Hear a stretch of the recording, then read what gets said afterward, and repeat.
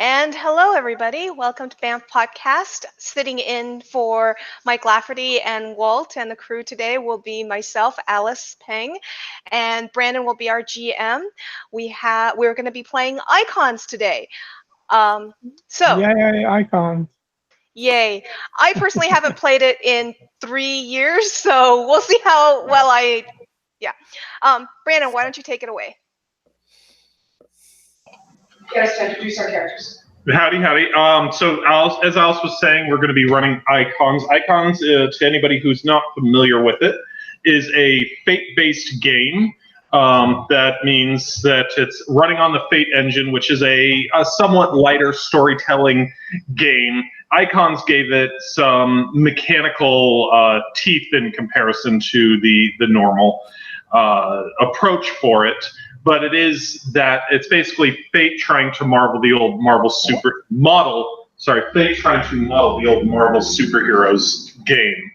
Steve Kenson was the original writer on it, and it is in its second edition, I believe, at this point, with the assembled edition. So today we are going to have 3 players playing in an Easter-themed adventure here. So why don't we go ahead and start with Match Girl. And you can go ahead and give us a brief description on Match Girl. Excellent. Match Girl is someone who is in her early 20s and looks like she's in her mid-teens. She is a brilliant inventor who came up with the what we are currently calling the stunning force field, which may or may not exist, and all of her powers will be wrapped around. Can she do something interesting with the stunning force field? Think of a Green Lantern with more of a focus. She has, of course, trauma and tragedy in her background, which we may or may not ever touch on, but I may invent a trauma halfway through just for flashbacks and fun. So, go on. Next. Let's go ahead and jump over to Captain Kronos. Okay. All right. I will be playing Captain Kronos. And for anyone who is Russo-American, Russian who speaks English, or Slavic that speaks English, please forgive me because I'm going to be trying to improve upon my English/Russian American accent so that there's still an accent there. So forgive me if I don't get it right. This is just an attempt. Commander Kronos is a Russian, and he is from the previous incarnation of the Russian government, the USSR, and therefore is a little out of touch with current time. And he is fortunately a time traveler who learned English from comic books and magazines, and he thinks that American life is good after arriving here. And that is my character. He has some time-related powers. And, basically, he's going to be rather fun to play, and I don't want to impugn or disparage anyone's real accent. This is entirely fake, done by me, just to try and make the game interesting and see where it goes. So, hope I do well. We all do bad accents. Nobody's ever intended anything bad about it. And last one that we have is going to be Vlad. So go ahead and take it away and give us a brief intro onto your character, Lala. Greetings, everyone. I will be playing Vlad. Vlad is a 6'6" pit fighter that fell into human trafficking, was forced into fighting to stay alive, and his owner decided to start feeding him steroids and performance cocktails that were experimental, which turned out to be not so great for the owner on his part, because Vlad ended up developing certain powers that allowed him to free himself as well as others, and since then has been trying to explore the world as it is, and he has a weakness for helping people in need. He is blonde hair, light-skinned, Picture Colossus without the medal, so he's got the same haircut, and yeah, I will be attempting a Middle Eastern Eastern European accent. Is what I mean. You know, I always wonder about those guys who give their subjugated peoples experiments that might turn them into superhumans. Do they not know what the odds are on this? Anyway. It's a very valid question on that. So, everybody got their dice? You guys don't need to use Discord or anything for dice. You can just roll at the table. I generally think that's going to be easier on this kind of setup. As I said in our setup, since we're just doing a one-shot here, you guys are going to be just a super team in a city. We're not going to do a whole lot of backstory on that. And we're just going to basically be jumping right in on the action. As early one day, you guys on your communicators hear the link up with police dispatch basically coming over, and heads up, heroes! I've got a hot tip on some strange occurrence down at the Garfield Museum that happened last night. Eliza Garfield has asked you to come and check it out. The dispatcher announces over to you guys. Well, that sounds like we must go investigate. So let us get headed over there. On the way. Someone need a ride? Yes, please. Otherwise, I have to take my pickup. All right, Yes, grab on. need ride very much, please.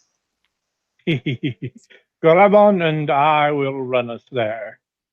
I will utilize my ability to control time so that we all can move at incredible speeds. At least as long as you're hanging on to me. So let us go. How fast do you go? Super speed 6 because time control is 6. Oh, well, I'm super speed 6, so I go at your same pace. I don't need to worry about following. I don't need a ride then. So I thought you were gonna have a super jet or something. No. I was just going to run.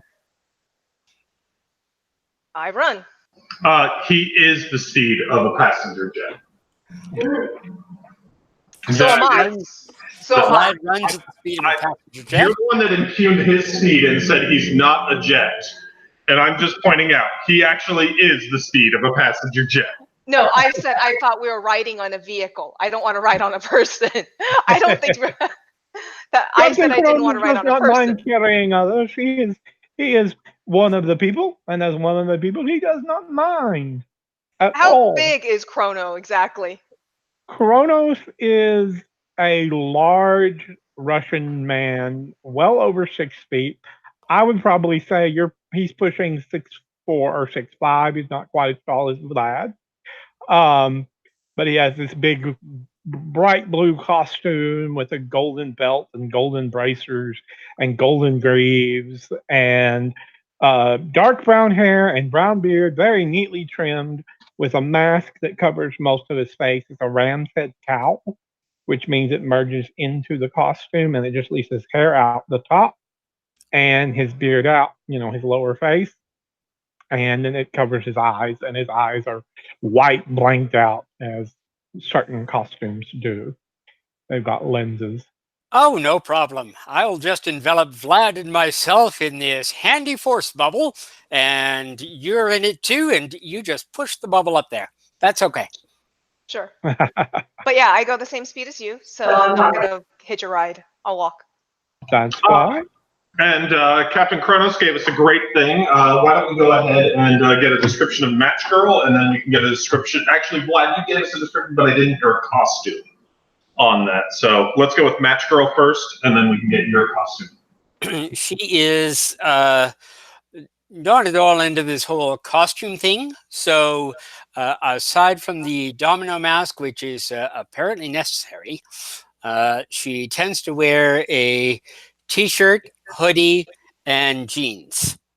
And sneakers. She does not seem to realize that this style of dress is part of why people keep thinking she's under 16. Fair enough. And what about you, Vlad? Vlad, like I said, I have not got much of a costume. He has a shirt, a t-shirt on that he has taken a marker and drawn basically a big V with horn rams, and it just kind of looks handmade and kind of crude. He has also taken the same permanent marker and drawn himself a mask around his eyes with that look a bit like starbursts in dark blue, matching the icon on his shirt that's also marked in dark blue. A little homemade. He's new to this.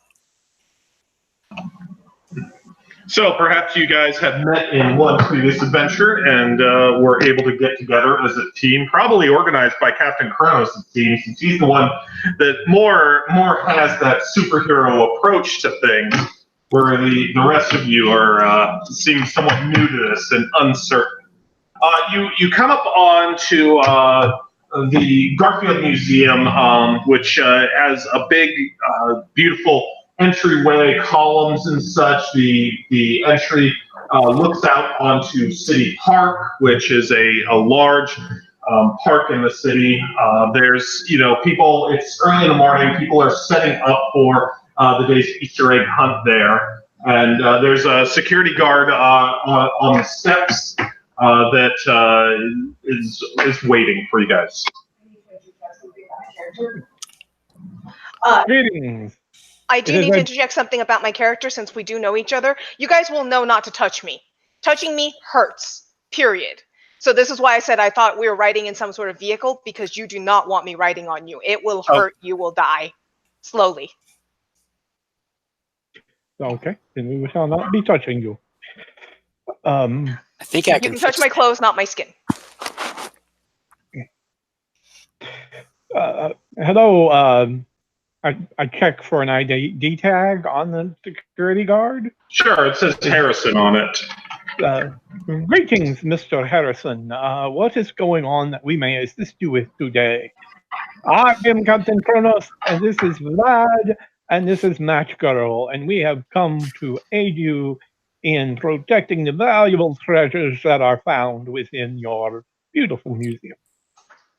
Harrison. I'm like looking and following through and trying to learn the Harrison. Yes, Vlad.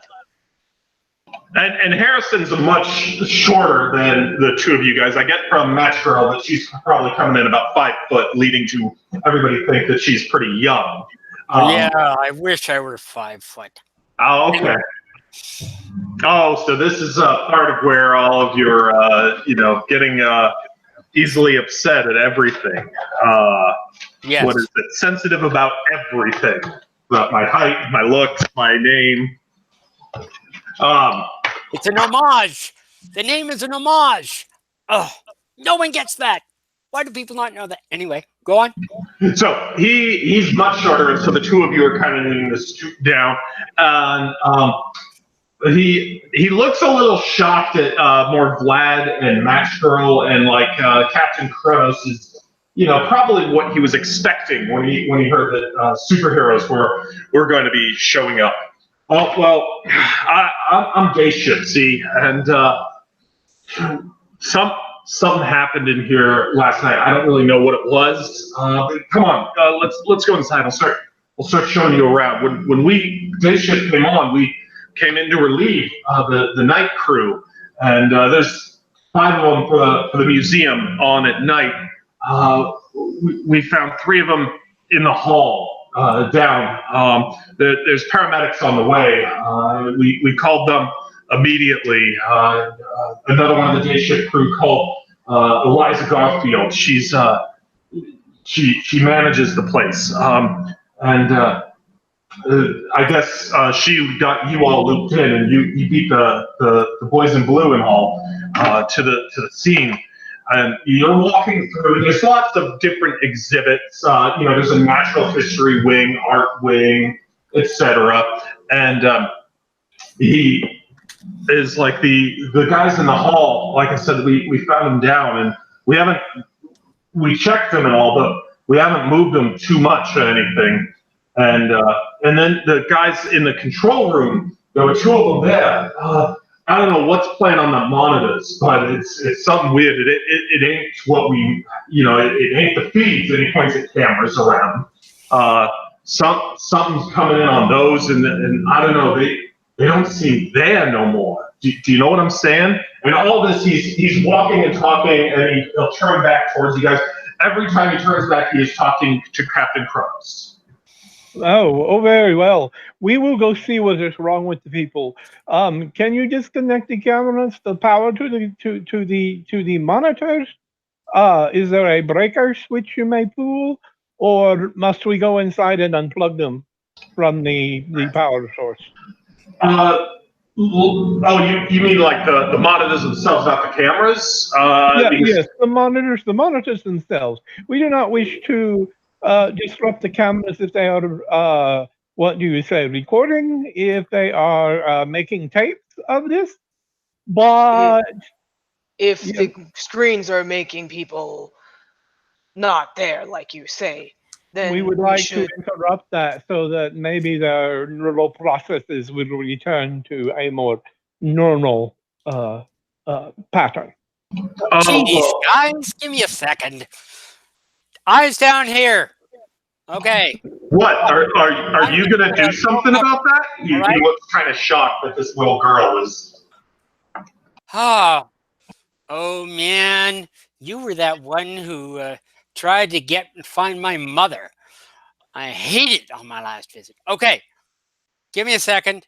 I'm just going to go make it dark near the screens, okay? So that nobody can see through them. All right? This is gadgets, sensory resistance. I don't think it has to be more than level 3.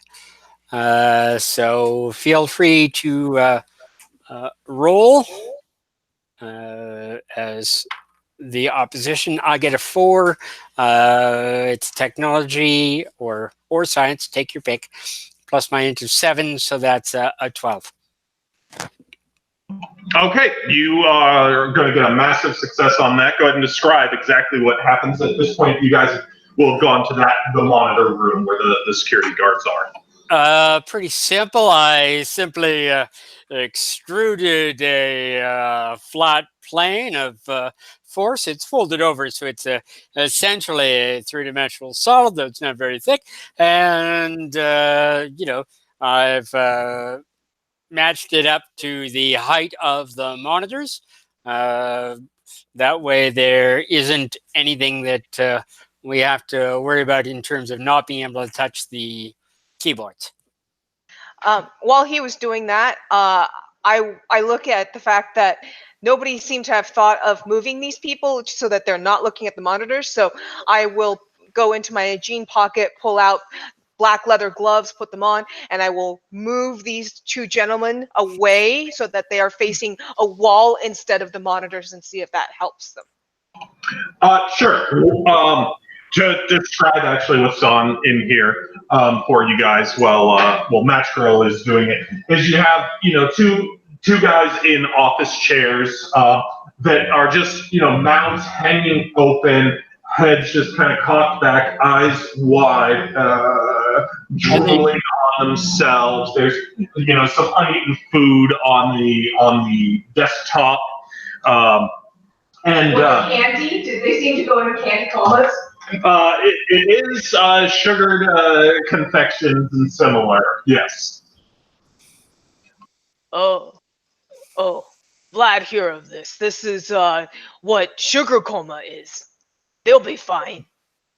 Not entirely sure of that. I am not entirely sure of that, Vlad, because the others do not seem to have eaten sugar that we have seen recently. But I'm checking their vitals. Checking their... So as you guys, Match Girl gets this set up, throws a little gizmo in the room. The field comes up, blocks the monitors. You guys start heading into the room and checking them. I moved them out. I got that. Vlad goes to start helping them. Captain Kronos goes to start checking vitals. Harrison looks at Match Girl kind of incredulously, goes, what did your dad teach you or something? Oh, we need you to help, right? Okay, so would this be a good time for a flashback? Go Yeah. right ahead. I'm just going to gaze off into space for a moment because I'm reliving the horrible night when my father was killed by a policeman who had mistaken him for something else. Hence my dedication later on to non-lethal weapons, that they had mistaken him for a criminal. And they were suspicious and shot him. Later, we'll get into what that did to my mother. It was awful. So you grab them on the chairs, you roll them out of the room. Captain Kronos starts checking the vitals. They go ahead and roll a medicine or intellect if you don't have that. Okay, I do not have that, but I have an intelligence that is somewhat impressive. Oh, and to both of you gentlemen, I think that you both have played Icons before. I've never actually played Icons. Alice thinks that she did a one-shot of it several years ago, but other than that, has never had it. If I'm going to list off and you're like, well, medicine's normally this or something like that, by all means, bring that up to me because this is just me trying to remember, and I don't even remember all 6 of the abilities that we're using right now. So I'm going to write those down. That's fine. I got a 10 total. Okay. You check the pulse. You count the respirations. You don't have equipment for blood pressure or anything like that. But you do a basic. You feel their temperature to get that. They seem kind of like they are sleeping or comatose or some sort of repressed state like that, where a lot of your vitals will lower down. But they do still seem functional. Within what you might identify as a normal or just at the edge of subnormal range on the vitals. Harrison, take light to others, please. He kind of looks at Captain Kronos for a second, and then looks back at how big you are, and he decides to kind of go along with it. We got some others. He says he's starting to walk away, but he's still looking at Captain Kronos. There's a couple other security guards from the day shift were the first ones that come in and start getting things ready, opened up for the workers and such. There'll be some more coming on later, but there's 3 more of us around right now. And then he'll turn and start going off with you on that. And why aren't you affected? Well, I wasn't here at night. So where are the others that were affected? Yeah, that's where I'm taking you, big fella. Okay, I'm going to create a duplicate and send with him. Just kind of split into 2 of me, just suddenly, and send it with Harrison, so he can act for me, and lift up the guards, so we can get all the guards together for when the paramedics arrive. I'm glad I did the trade out because otherwise I was going to be a duplicator as well. Okay. We randomly rolled these characters for our audience's information. We all did a random generation, so these are not long-term created characters from anyone. The random roll is the basic character creation in Icons. It does not take very much time, and you do get a fair amount of choice even after you've randomized. You get to change some of your stats around, and if you roll some powers like what Alice was just talking about, where she had duplication and we already had a temporal duplicator, you can say, well, I didn't really want that power. Let me get more out of another one of my powers instead. And that kind of helps you bind it together and get something thematically appropriate that you can come up with. All right.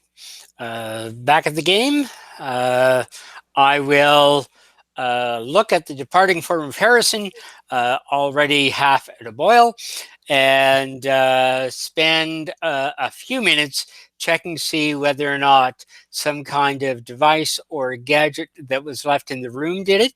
My suspicion is no, it was something handheld or portable flashed at them, and then that incapacitated them.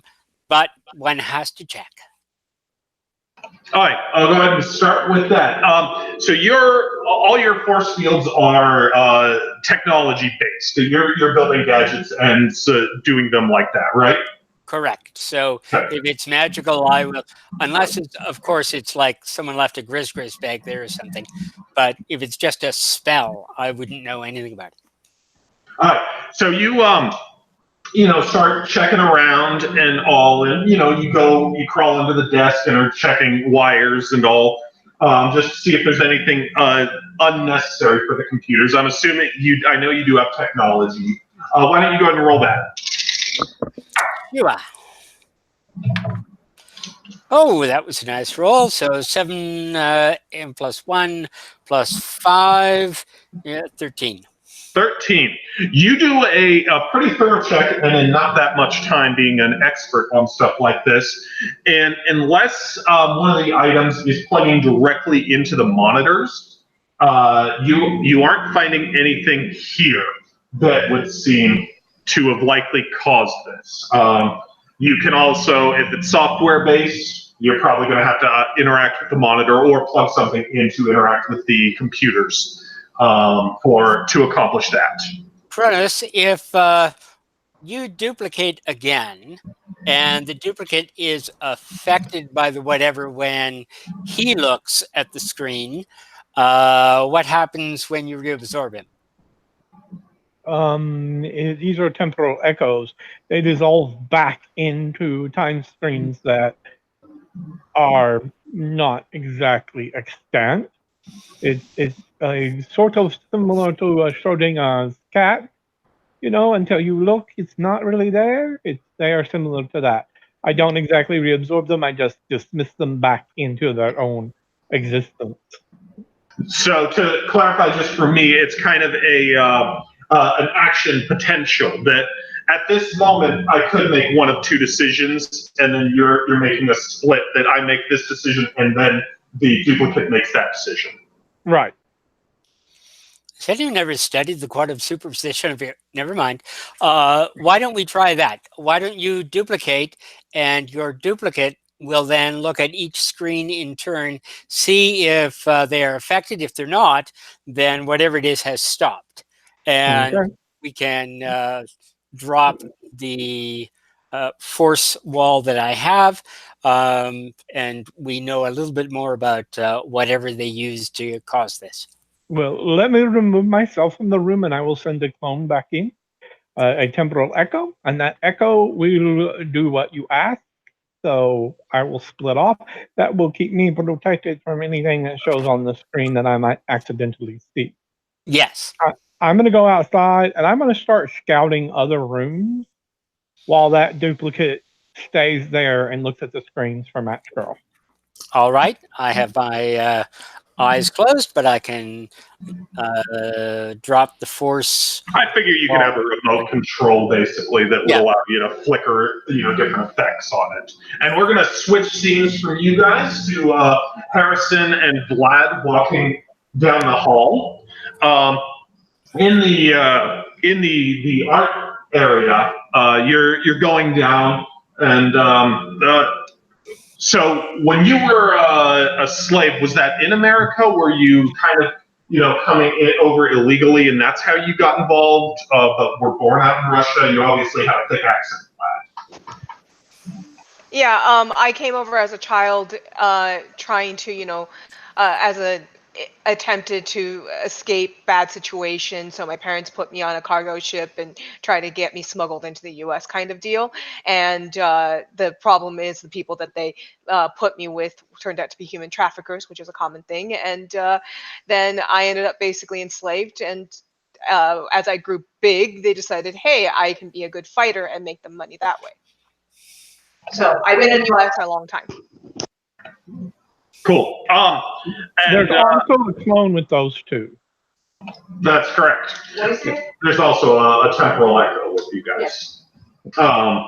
And so as the two of you or the three of you are walking down, the two of you definitely both note some obvious, Russian artists from different times. Both of you are intelligent individuals, and even if you were a young child when you left, you probably had some exposure to that cultural heritage.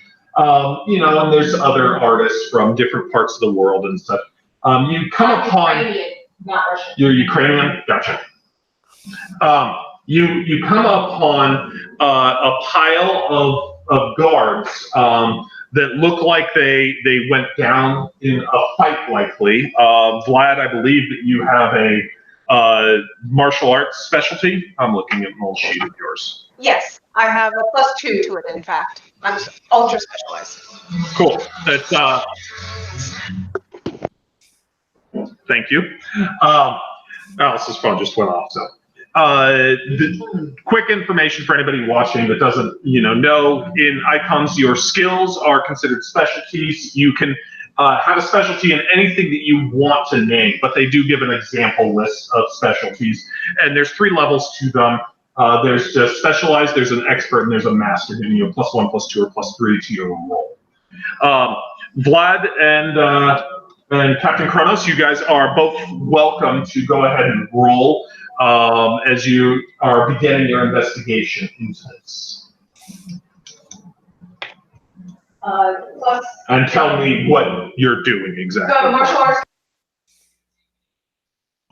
What are you doing?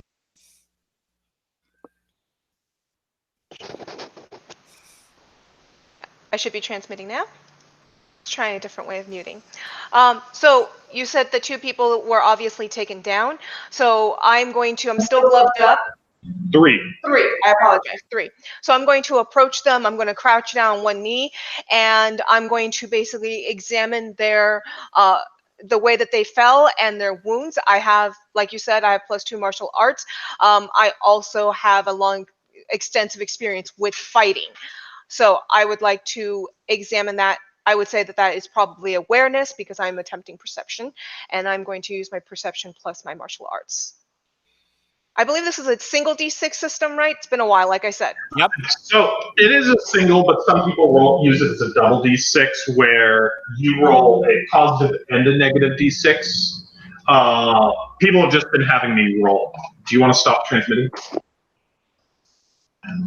So the way that it works is they have numbers between 1 and 10 on their character sheets for different things. The 6 standard abilities are prowess, coordination, strength, intelligence, awareness, and willpower. They also have powers in the specialties, like I was talking, and so they will roll 1d6 and add their modifiers to that. The GM sets a difficulty and can either roll a d6, add that to that difficulty, and then you compare the 2, or they can roll 2d6s and go ahead and give a plus and a minus die at the same time, and then just compare it to the difficulty. Some groups like it one way, some groups like it. I'm rolling the D6. I got a 4 on my die, so that makes me at an 11. And Captain Kronos, what about you? I have a 5, which gives me a 13, but I also have military, so I check for wounds caused by specific kinds of weapons. For example, a club or a sap, or being garroted, something terrible that could have happened to them. Okay, so both of you are coming from not the same, but a similar kind of a fighting background on that, and both of you rolled pretty well on this. You guys both find some of the guards' clothes are torn in patterns of 2 or 3 kind of tears running along at the same time. Maybe claws or something like that. At times, the skin was broken beneath that. However, what you more notice is that they were bludgeoned with something. A lot of the times, you'd say longish, and gave them a pretty good impact at times. They have some breaks you as you're feeling around and checking them out, possibly ribs, but definitely, one of the guys has got like a broken leg and another has a broken arm. What do I discern from the fighting style that was used to take them down? And what was your total roll? 11. Okay. The fighting style's not one that you're familiar with. It's seems like from what you're able to piece together, they were likely either vastly outnumbered or whoever they were fighting was moving about them very quickly because they have just wounds that look like they were landing. And from catching them just totally off guard at and in different sides. And so if you're going, unless like 6 guys sneak attack you at once, you're probably not going to see that same kind of effect on them. I do a fast attack. Yeah, but I know that sometimes if you're still transmitting, I don't want to go on because it'll transmit through you. I do have fast attack and I do have super speed 6, so I am someone that can attack super fast despite my size. So if that looks like a similar style to the way that I would fight, but it sounds like you are talking more mauling in a more feral style and not so much a disciplined. And I'm just trying not to start transmitting before your mic goes off. So, Captain Kronos, any follow-up questions? No, but I do look around to see if there was an opportunity weapon picked up, something like a club or a moved rope barrier, the holder, Captain or Kronos. something that holds the chain and the rope to Captain keep me from Kronos. getting too close. See if they left behind the weapon that they were using on these people, if it was that kind of weapon. Oh, let Vlad talk to you.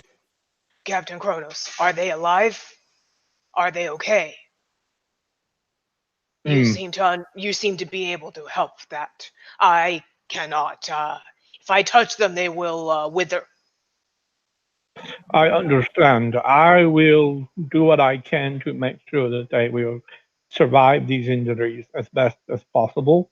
But I am no doctor. I am Captain Kronos, not Dr. Kronos, unfortunately. So I will do what I can for their wounds as best I can, just using raw intelligence and military field techniques. Okay, I'm going to go ahead and just let your previous roll ride when you were checking the guys that were in the monitor room, and the people with breaks have some internal bleeding and such, and they might have some problems. None of this seems like it was life threatening to the individuals. So they're just unconscious, and they just seem to be unconscious, but they are some that are seriously wounded and are bleeding internally. So I do hope that the paramedics arrive very quickly. So, Harrison, if you can make sure they get here quickly and directly to these 2 first, or these however many we have in this pile, it would be very important because we know they have physical injuries that can be treated. And I know you're about to say something else, but a quick question. What is your guys, you just rolled awareness check on. What was it about either of your specialties? That would have been a 9. And Captain Kronos? An 8. Okay. Both of you notice these small, dark, oval-shaped pellets just in the area. Some of them are on their clothes and such like that, but they're just, kind of strewn in that area. I'll pick one up and smell it, look at it, examine it. Sure, you pick it up. Go ahead and tell me about, you have, what goes on with your contact? If I You're off? Good. If I contact something organic, I will literally drain the life force off of it. So if there's something with life force, if there's something with moving energy through it, like if I go and grab a trunk line, I will absorb energy off of it. But more specifically, when it comes to people and living creatures, if I am in skin-to-skin contact or skin to, if my skin contacts them, I will make them wither. And I will drain the life essence out of them. It is not my fault. I try to prevent it. So it is a direct attack on the life energy that a being has within it, or an object has within it. Okay, and so on previously alive things, how does that work? Like a table, a wooden table or something. It would probably, soak a little bit, but basically go, and kind of bounce out because it doesn't have that same life force. So I'd probably sense something, kind of like the radiating buzz humming in the background, and I would feel it, but it wouldn't actually give me anything. Okay, so you pick this up, and you are wearing gloves right now, though. You've said that a few times, but just occurred to me that I should ask on clarification at this time. You pick it up. You said that you smelled it as one of your first actions, and I will tell you that it smells like shit, and that is not. It smells bad. It smells like animal dung. It sounds like. Okay, I drop it, and I wipe my gloved fingers on Captain Kronos' cape. Why must you do that to my cape? That is so unpleasant and unfair. Especially when Harrison is right there. That's what I expected. Was on Harrison or one of the down guys? Because you'll clean that when you leave. I know this, but that does not mean I like to be dirty. We must design you a better costume, because I do not wish you touching people often. What is wrong with Vlad costume? You need sleeves, and maybe a mask that will cover your face so your skin will not touch other people. Vlad have many muscles. Yeah. No muscles from dumpster. No. You asked about your costume, not about your muscles. Yes, they are very impressive. I am duly impressed. But you can still see my muscles within my costume because it is skin tight. And this is all me underneath it. So understand Vlad told that any real superhero not wear like that because it's all foam. People are foolish. They will believe silly things. Called Anyway, muscle suit. So what is that? What was that you rubbed on me? Smell bad. Don't know. Oh, you will make me have to smell it too. I see. I smell my cape. Well, figure you know better how to figure out what it is. Your cape seems clean. Like not much of whatever Vlad was picked up came off on the gloves. And yeah, Vlad, you don't think that your gloves really had much residue of it. It seemed, it seemed like a well-formed one. Okay. Do these look like rabbit pellets?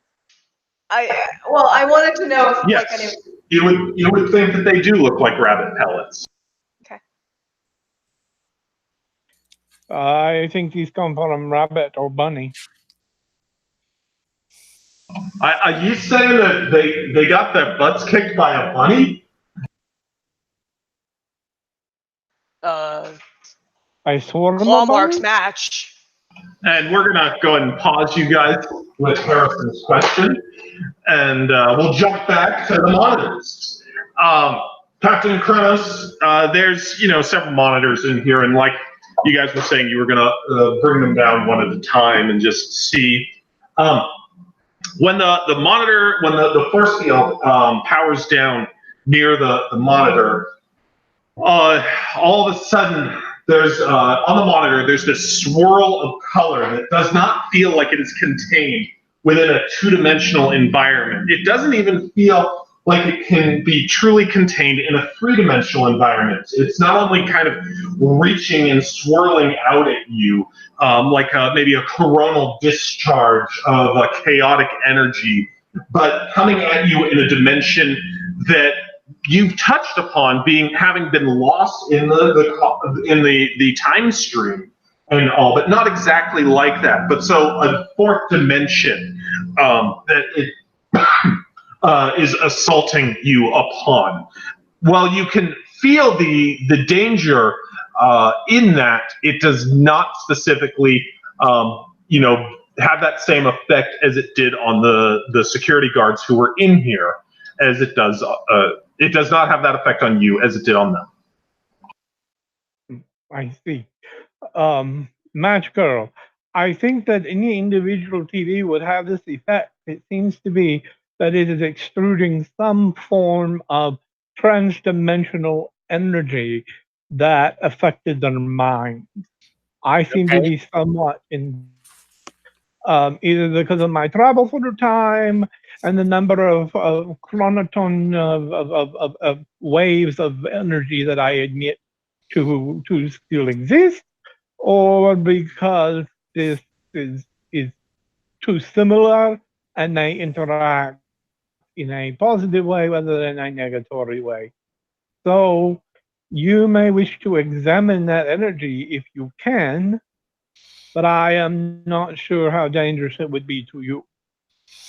So I am going to make a careful guess and examine it a little closer while you stay back away just so it does not harm you. If that is all right with you. If it is not all right, then you can come examine it with me. But be aware, I will grab you and take you outside the room if it has an effect on you, because I do not want you damaged. Thank you. Oh, geez, guys, I can take care of myself. And with my eyes closed, I go and break one of the monitors so that it can't be used as a conduit for otherworldly energy. And then I will try and bind some of it in my little force globe so I can carry it away. That is a very creative way to solve the problem. Destroy it. I approve. So, go ahead and tell me what Match Girl is doing to bust the monitor. Since we have a possibly a thing of unknown trouble, then I'm simply going to use the force field as if it were a baseball bat.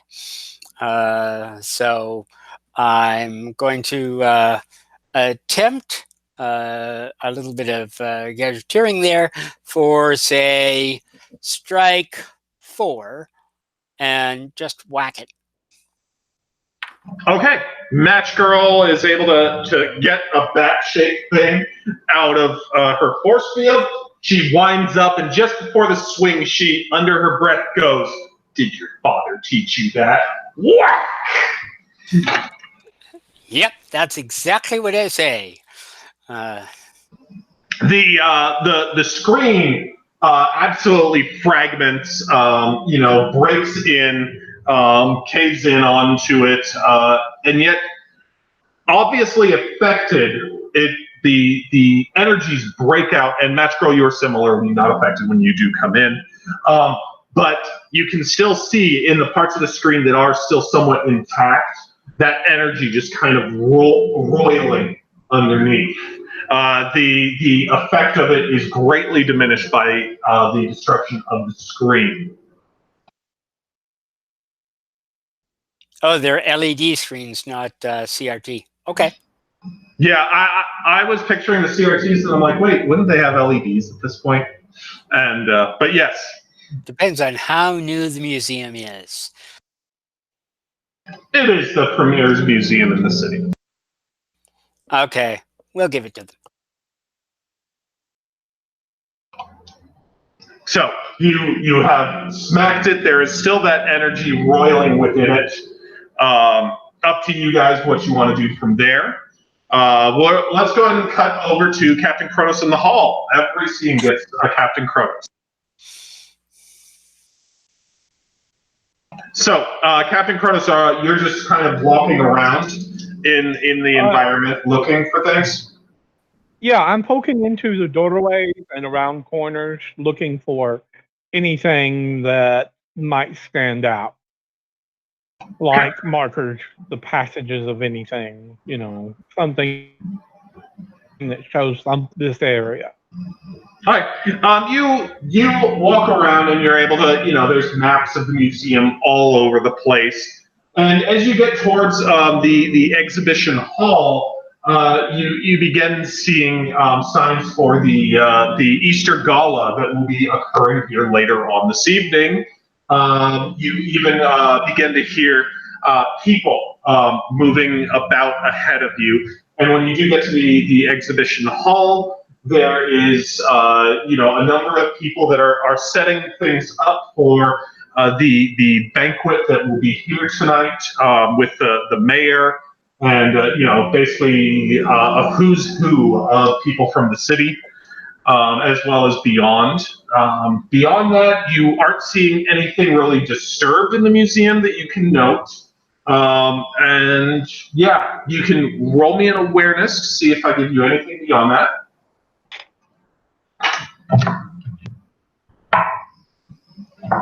That is a whopping 6. A whopping 6. Easter Gala. Maybe they should cancel. You aren't in this scene. I apologize. Yeah, if only I knew there was a giant rabbit. And so yeah, you walk around and you don't really notice anything outside of that. The museum seems to be nice. You think that coming here when you have time to appreciate, since you are somebody who loves the West at this point, and this is something that has items of your heritage on display, as well as lots of things from the West, and it's also just like you, kind of a touchstone with history. So it's something that you can appreciate because of that, but you're not finding really anything out of the ordinary. This is glorious, but it's not helping my investigation at all. It is terrible. Do our communicators work between each other, Yes. or do they have to be? Okay.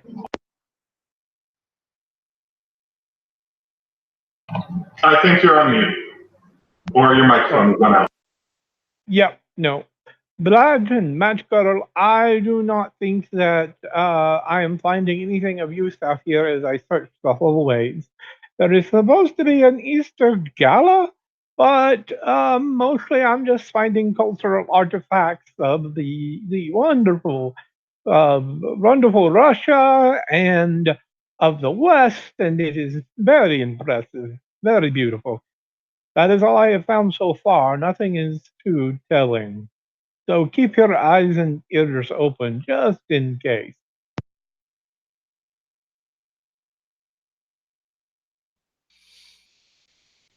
Of course. And Gala when?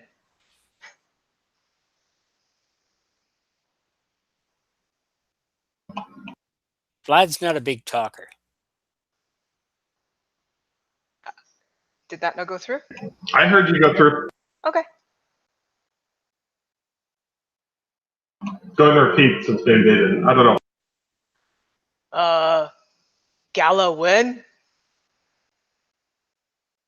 Wait, Let what me is check the gala? date. It is some form of party. Let me check the date. When is the date? Today. I just Later today. Oh, it's supposed to be later today.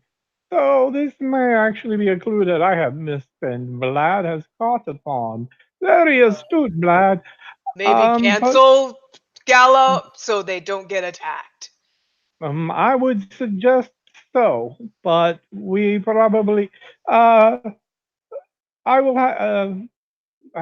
Match Goro, please tell my Echo for him to speak to Harrison that canceling the gala may be necessary at this point because we do not wish any of these important people in danger. It did say mayor, and that is an important person. I understand. Really? Have you followed the education funding problems? Yes, I will tell him. Actually, Harrison is not here. I have to mention it to one of the Echoes who is with Harrison. Oh well, if the Echo, if yes. Um, Vlad, tell Harrison that things could be dangerous. I may need to cancel the gala later today. Because he is a security guard, he may have some authority for contacting the person in charge. I believe you said it was, she was named after the museum, or vice versa. I take my comm out. I hand it to Harrison. Phone call for you. Since apparently he doesn't like listening to me. That thing was in your ear. I ain't gonna put that in. That's disgusting. It's Captain. I take my shirt. I wipe it off on my shirt. Hand it to him. I know what you wipe on people's clothes. I ain't trusting that to be clean. I put it back in my ear. Sorry, excuse me. Can you cancel gala? Or tell, Garfield. How do I talk to Garfield lady? She could probably be available. I don't know. She comes around by all means. She'll be here later on today, definitely, with everything going on. But the gala, I mean, that's one of the reasons that, like, what happened here, we're so concerned. We called you in immediately. I'm gonna get back on comms. Captain Kronos, you said the Garfield lady invited us here. Can you talk to her? Can you call her? All of you got that on your communicators. Oh, okay, sure. Yes, I will send her a communication. Hang on a moment. I will contact her and Sure. As you're starting to do that, and at the exhibition hall, you're seeing that some more of the responders have gotten here. The paramedics are going through and all coming in through the back entrance, unlike you guys who they just had coming to the front. And then all of your communicators beep as dispatch comes back in. Here's a hot tip, heroes. The city's Easter egg hunt is in danger. I'm receiving word that the children involved in the hunt are running wild in City Park without a parent in sight. Can you lend a hand to keep the adolescents out of danger? I super speed out towards the park. Don't even talk to my team about this. Super speed out to the park. Of course.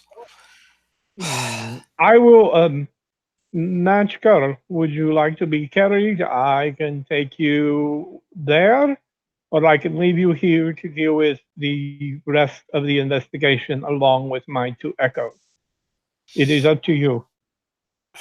The problem with staying here is that we don't, aside from the resurgence of, now, I would love to go there and help those kids, but the fact that the energy started coming through the screens again has me concerned. Yeah, you check that, leave me here, and I will continue to investigate. I have some of the energy trapped, find out whether, it exceeds my little globe or whatever. And if that immediately seems like a fruitless thing and I should join the others, I will. But it seems like there is or was something here that they wanted. It's possible that they have taken it to the park, but we'll wait a moment and see. Very well. I will still leave two clones behind. They are very intelligent. They are very similar to me. They cannot run like I can. So I will leave them here, and you stay in contact with one of them so it can make sure to aid you in your investigation. You just direct it. Our specialty is in physics. It is not in technology. So we might be able to understand the chaotic particle emanations or energy emanations, whatever they fall under. And I will then speed to the park as well. Okay, Vlad, you are going to get to the park first, having not waited to talk to anybody and just gone. Um, and City Park, like I said, is right in front of the Garfield Museum. It is a park that is several acres large in the middle of downtown of the city. It's pristine woodlands, grasslands, just a very beautiful area. And Vlad, if you had a little more information, weren't having been stuck in a underground pit fighter, location as a slave, you might know that a lot of important events are held at the park. People like to do weddings, included here. And today, like I mentioned, the Easter egg hunt is here. And in the time that you guys have been investigating in the museum and such, the people have begun the Easter egg hunt. You come out, and just as dispatch provided you, there is a madness in the park. You come out and you super speed out, blow the door open, and you stop for a quick flash moment, basically. That rather than keep running, you always check your awareness on a stop, so that way you look good to the camera or the comment screen. And just have a great view. There are kids running loose all over the park. There are youngsters that have left the park and are now running in traffic and playing. There are some that are climbing high in trees, where falls from them could be dangerous. Same with rocks. You can even see that some kids seem to be playing in the water. Swimming around in the lake that's in the middle of downtown. There's kids just throwing the ball around. So some are in precarious situations, some aren't. But you don't see any adults around at this point. Like in traffic, driving the cars and such, there are. But in the park, and when you went in, you did see adult types that were doing things. Okay, I'm going to actually look for dropped cell phones, because if any cell phone, because in events like this, I do know enough about. Really, can you please mute? You're going through. Okay, thank you. In events like this, I know enough that parents are always taking pictures and video. I've been around enough of that, and so these new cell phones everyone has. It seems everyone has a camera and it's always going. I'm going to look around for dropped cell phones to see if I can recover imagery of what occurred. Okay, so you're gonna basically take your first panel. In Icons, a panel is stated to be 6 seconds. I hate that in superhero games. I generally think that a panel is an appropriate amount of time for what a comic book character might do in exactly that, a panel. And sometimes some people's panels will last longer than others. That just means, like, if somebody was fighting and somebody was technologying, that while the fight went for a while, and that what we saw is the important event, and then the technology goes for that while, and that's the important event. And so sometimes they don't line up second for second by any means, but I think comics rarely do that if you try and break down. Give me an awareness check as you're attempting this from the set.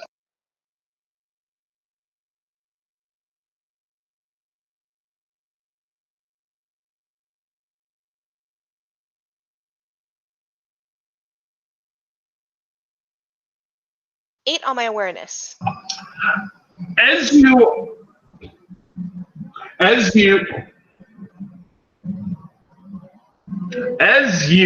yeah, Alice. See, this is why I always want to set up in another room because I hate this.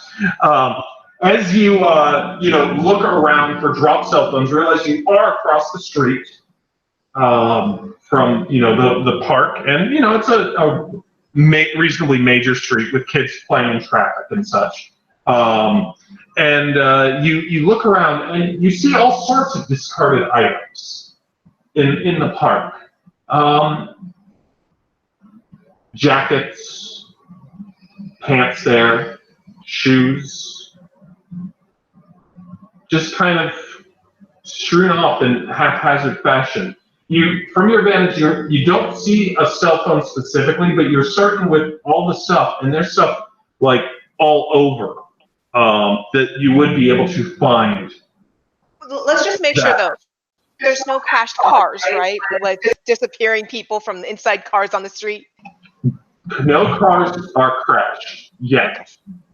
However, you have kids playing in traffic right now. Yeah, I know. I'm going to try and, well, I think that's my panel at the moment, was just taking a scan around. So I think someone else is up right now. Well, let's go ahead and go and roll some initiatives. And that was, they talked. And that was basically their panel for a round one on this. And so let's go ahead and roll initiatives. And as I remember, that is coordination.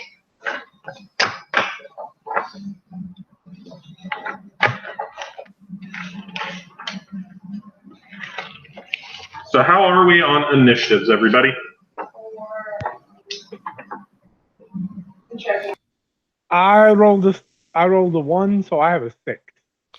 And I rolled a 4, so if I were there, I would have a 9. I have an 8.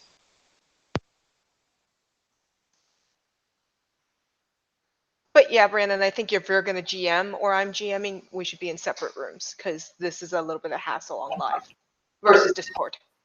See, normally I just let you go and I don't talk as much, but this is what I'm always dealing with, and that's the reason I always say I need to be in a different room. Anyways, that's something for future. All right, well, Match Girl, by all means, you aren't specifically in the scene, but you are adjacent to this scene, just like two of Captain Kronos's temporal echoes. So if you have an action, I'm going to call your initiative out each round. You can by all means go ahead and do that. And your, like I was just talking, your investigation or technology use will be taking an appropriate amount of time during that. And so you might be able to get in at a later moment. So what would you like to start with? You and Captain Kronos have just finished your conversation. He's leaving you 2 slaves, temporal echoes. You're going to continue your investigation. The monitor, like you said, you drop the force field around the one monitor, you whacked it with a baseball bat, and in any of the reasonably large fragments of it, there is still that energy that seems to be coming through, looking into the broken orifice of the monitor. That energy is not just like roiling back there. It is just in this, whatever that display surface was initially meant to be. All right. Well, I'm going to steal equipment from the History of Science room, and that will give me the analysis equipment. The first microscope, the first CRT machine, that sort of stuff. It's sitting there. That gives me the materials to look at it and say, it is. Let's just say that given that equipment, I can get a reasonable idea of if it's scientific. And if it's not scientific, I'll be able to rule out the science part and say, golly, we're looking for something beyond the knowledge of man, or whatever. Okay, so you dispatch, give a list of things that you want the captain clones to come back with, and as they quickly gather that stuff up, and I know they don't have super running or anything, and what you bring with you as a gadgeteer, you are able to start working on something. And let's go ahead and have you roll your check for that. And alarms begin to sound in the museum.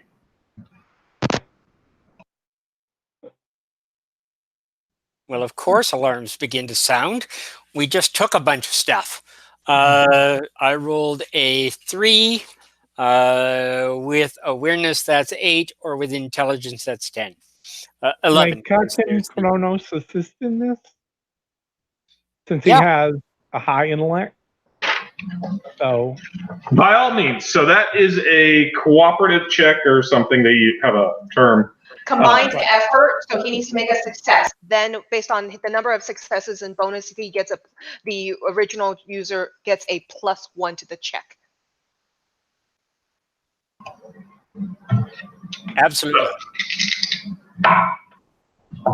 What is your check on this, and how are you aiding him, Captain Kronos?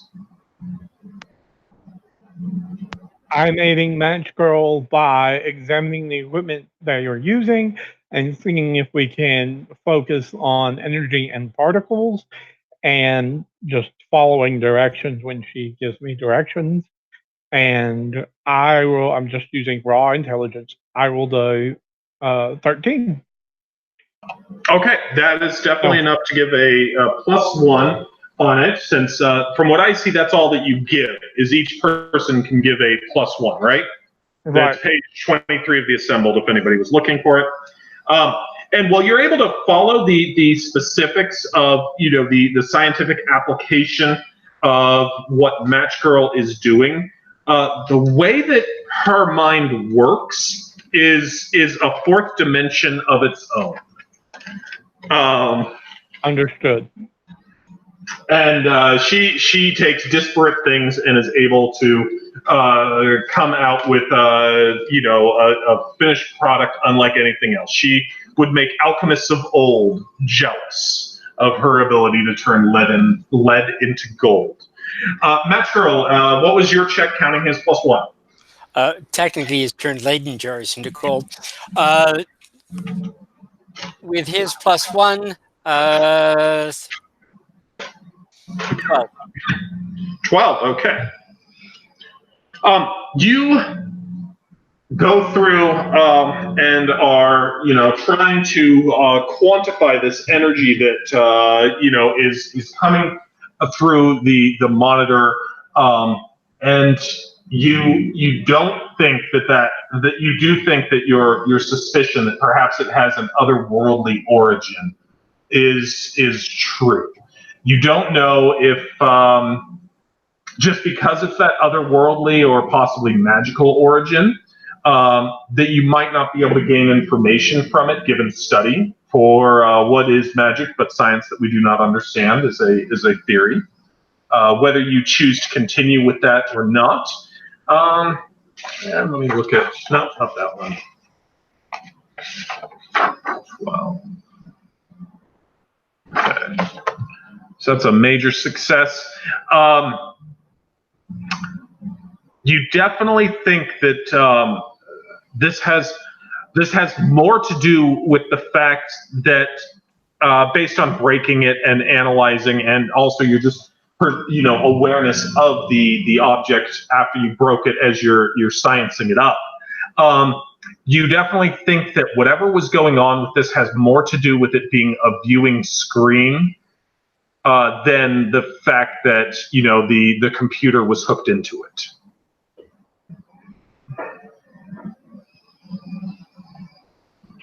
All right. Is Garfield here yet? I know she phoned us, but is she here? Dispatch phoned you guys initially, but right. Dispatch phoned. She is not yet there. All right, Harrison, show me where the gal is going to be. All right, there must be a main room. You guys are able to move over that way. Yeah, sure. It's over here. We're gonna go down through that, and then we're gonna. And so you guys will be moving for the rest of that panel. Right. And to save you time, what I will be looking for is some kind of displays or monitors or big TV screens that they're going to show the wonderful Easter story on or something? You see plenty of those, and those seem to be functioning normally. There are monitors all over. Probably the map of the museum these days would probably be based on a monitor, and therefore they can update it very easily with whatever the new thing is. Bummer. All right. At an 8, we've got Vlad. Vlad, you are still on the, it was a cut commercial break as you zoomed out of the museum, the door flapping open, and, you look out, and then the camera does that slow pan, the kids playing in traffic, some about to fall from the tree, and then all the discarded articles, bags and clothes and cameras, like not just click camera, but like TV crew camera. Okay. Well, my first concern is the kids at the moment. So, I would like to ask if I can find a big thing of candy that somebody that was organizing was trying to get set up and such like that. And if not, I would like to ask if I can use a determination to scene edit and say there's a big bag of candy I can grab and say candy kids and get the kids off the street. All right, as this was an And careful not to let them touch me. As this was an Easter event, and by all means, you do see across the way there's tables set up and such, and there's candy there. Lots of chocolate eggs. Okay, I'm going to call to the kids on the street and wave them over and candy, come get candy. No kid can resist candy, right? That's my hope, because I need them at the streets. We'll deal with the sugar high later.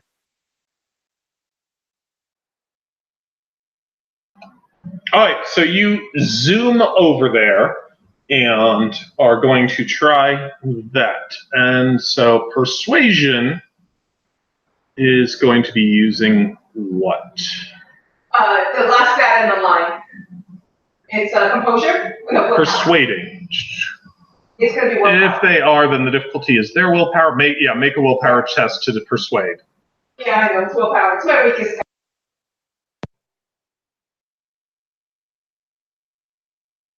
Not transmitting anymore for you. Let's roll, because I suck at this. This is my weak stat.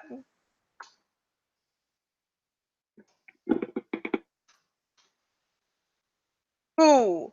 I think I want to re-roll that, maybe. I only got a 5, so... There are not rerolls. Oh, I thought determination was for re-rolls. Determination is for a number of things. Activating qualities. Each character that we've got here has 3 qualities. There's also going to be qualities that you could use in a scene or possibly create through your own approach. Protector of the weak. And yes, Alice, you could have used Protector of the Weak. Now, these qualities do go off before the roll. You have to spend determination, and they'll give you a +2. You can also use them for advantages and such like that. I genuinely would have used it because I think that my demeanor told you that would have been something I would have used. Do you mind if I retroactively use a determination and get that +2? I do not mind if you do it this time. Great. I will not forget. Don't worry. In the future. But at that point, I have a 7 at least. Cock die. Same roll, basically. That's what it was cocked onto. You call out, candy, candy. What's your accent? Candy, candy. I'm trying really hard not to slip into some of my other Oh, yeah, that was full Tor adjacent. I was trying not to slip full Tor-esque. All of a sudden, Vlad grows tusks, gets a little green, and starts calling for candy. Full Tor for like 6 years, so it ingrains your head. All right. And the kids ignore you. You got a couple that weren't engaged, but, like I said, you've got some that are, playing in the park, throwing ball. others in the street, climbing, the swimming. You have affected none of these, high-risk targets, basically. I will call and link into Captain Kronos. Captain Kronos, we've got a problem. Vlad can't get kids out of streets. I see. I think I will grab them and scoop them up and begin gathering at some location where I can create some clones to keep an eye on them. So And I'm going back to seeing if I can find phone cameras and such like that to find video recording of what happened. And Match Girl, you did literally just hear that Vlad can't get kids out of streets. And I don't think anyone should suffer the way that you have. I can get there. Well, I can get there fast. So but really, we'll get back to you on your action, but right now we've got Captain Kronos. Captain Kronos is going to run through the street. He is going to grab all the most endangered children he can find because of cars, and then he will move on to trees and water. And I'm going to find some sort of fenced area to start putting them in that I can keep them in, and pop off a clone to basically stand guard and keep them rallied. He can't move fast, but he's still smart. He can tell stories of Russia. He will enjoy it greatly and see if he can distract the kids that way. Because everybody knows kids enjoy nothing like they enjoy stories of growing up in Russia. He will tell them stories of Baba Yaga. Cold winter, we walk 6 miles one way, 6 miles other way to take big stones. Awesome. All right. So for you, you're going to zoom out of the museum. The door is flapping open still, as the other speedy person. This one, not speedy in that way, but is able to just make his body go faster in time. And you come out and you get that same kind of scene that Vlad had. And you are going to speed out into traffic and try and grab the kids. Now go ahead and roll whatever that is. And to anybody who's not clear, Icons has what's called a pyramid test. And you don't need to, call out, hey, here's a pyramid test, guys. No. But it's basically you need so many successes to achieve a desired result. And it's a way that you can do disasters or, kids playing in traffic while others are about to die from falling in a tree, and a number of them are going to drown. These kids are terrible. These kids are just awful. They are the worst. And so that's the way that it works. You need to get a certain amount of successes, and they can't just be barely a success. They have to be a good, solid success to count. And in this specific one, there is a danger because the longer that you guys take, obviously, the worse that you roll, the more kids might be harmed while all that is going on. So, All right. how did we do? The first test, I got an 11 using super speed.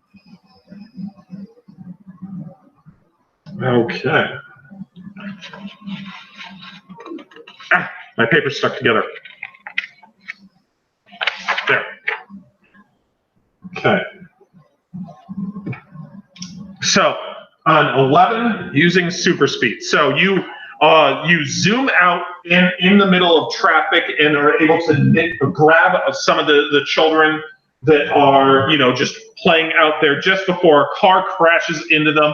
You see the whites of the driver's panicked eyes as they realize what's about to happen. And these kids have kind of been zipping in and out, jumping out from behind cars and such like that. And they seem to be playing a game of tag or something, really heedless of the danger that's involved.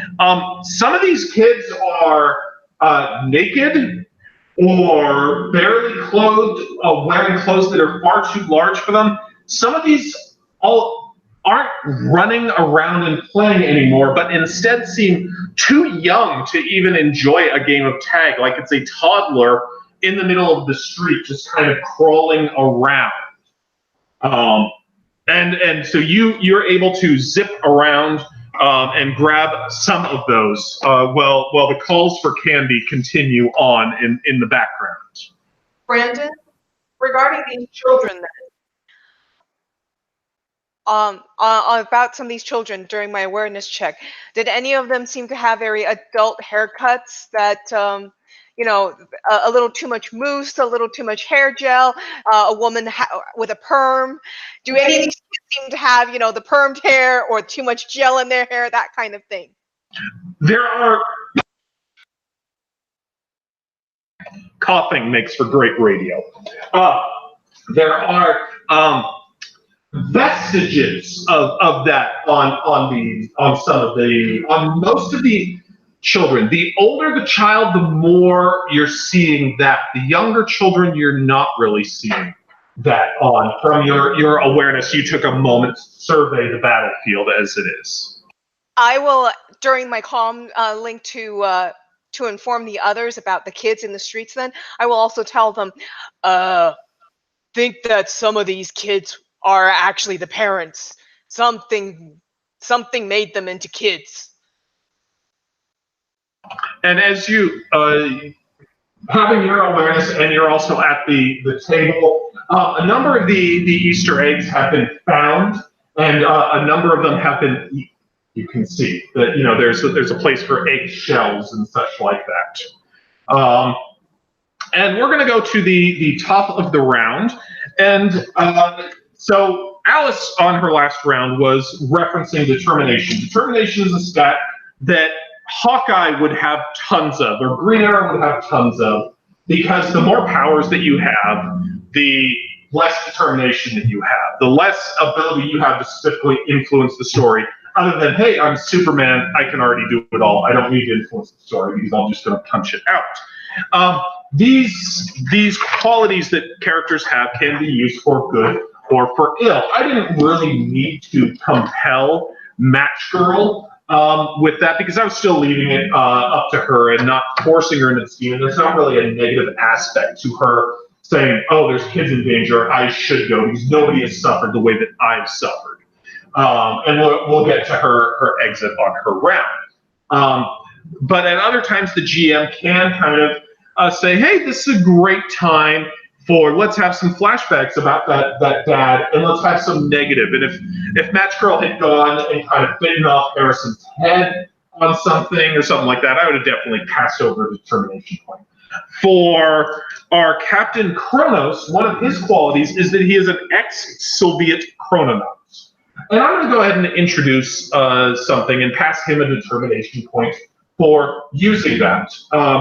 And at the top of the round, all of a sudden, as he's rushing through traffic and such, out of a long, 1980s Cadillac, all of a sudden he hears several doors open and close, and some, gentlemen in not great suits, looking more government issue, wearing sunglasses, exit the vehicle, as well as two individuals wearing costumes similar to your guys, both a bright red, with one has a yellow hammer on their left breast, and the other has a yellow sickle on their right breast. And as he's rushing through traffic, and he's got kids hanging off of him, one of them's choking him, as many in his hands can get, such. Maybe even like a youth with the diaper and the teeth just kind of dragging. And these men just kind of open the car doors, step out, and they're like, Captain Kronos, you must come with us. The mother country demands it. The individual, the one with the sickle, has just that in his hand. The one with the hammer has just that in his hand, and the other guys seem to be more just kind of, a standard government agent type. And so I'm going to go ahead and introduce those all to the scene here. And let me go ahead and get their nits real quick. Where are they? They're at the park or they're at the museum? They're at the museum. They're at the park. Sorry, not paying attention to what I'm saying. They're at the park in the street as Captain Kronos is doing. Match. What is your coordination? Coordination 5. Okay. And for the government agents, I'm just going to run all of them in a single initiative, and there's 5 of these, government agents. But that'll just make it easier on me on when they're going. There are, to those of you, there are some police officers that are here, but trying to help the situation. You see lights of cars coming, but with kids playing in traffic, a real traffic jam has occurred here. So there we are. We're going to start at the top of our initiative round with Match Girl, still walking with Harrison towards the exhibition hall, and now having heard that there are kids playing in the streets, and after all, no one's suffered the way Match Girl has suffered. And of course, I need to get there. So my panel is going to be the panel where I go, if I did this and this and this and this, I bet I could effectively bounce myself like a teleport. The park is, what, a few miles away? The park is actually just out the front door. Oh. It is literally across the street. Oh, okay. I was thinking, we're talking miles and miles, but then in that case, I'm not even going to do anything funky with the investigation. I'm going to give it up. I'm not going to say anything to Harrison because he doesn't deserve my words. And just, I can't stand it anymore. These kids are in trouble. And I'm going to break loose and run for the park. And any I can see, I will, Lord knows what I will do because I have to see it first. But that's what I'm going to do, break free to run to the park. All right. So as, Harrison's, talking with you and such, just idle chatter kind of stuff about the museum and all. And he, is just talking, and all of a sudden you stop and you hear that. Your face kind of goes a little pale, and you rush off the other direction. Do you have any super movement power at all, or is this just regular human running through a museum? Just a regular small woman running through a museum. All right, I'm going to go ahead and have that be your entire panel. And once again, the door's still flapping open from all the people, coming through at super speed. And you run out and get that same panoramic view. Now with, Vlad, candy, get candy here, kids, candy, American tradition, rock teeth, candy. And that's what makes America great.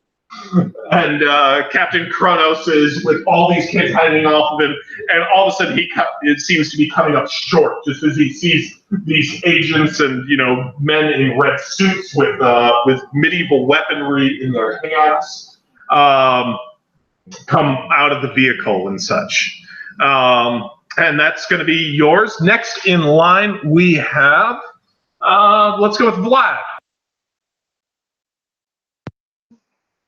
Well, it seems that Captain Kronos can get these kids out much better. I'm going to intercept the goons trying to stop Captain Kronos from doing something clearly far more important than going with them.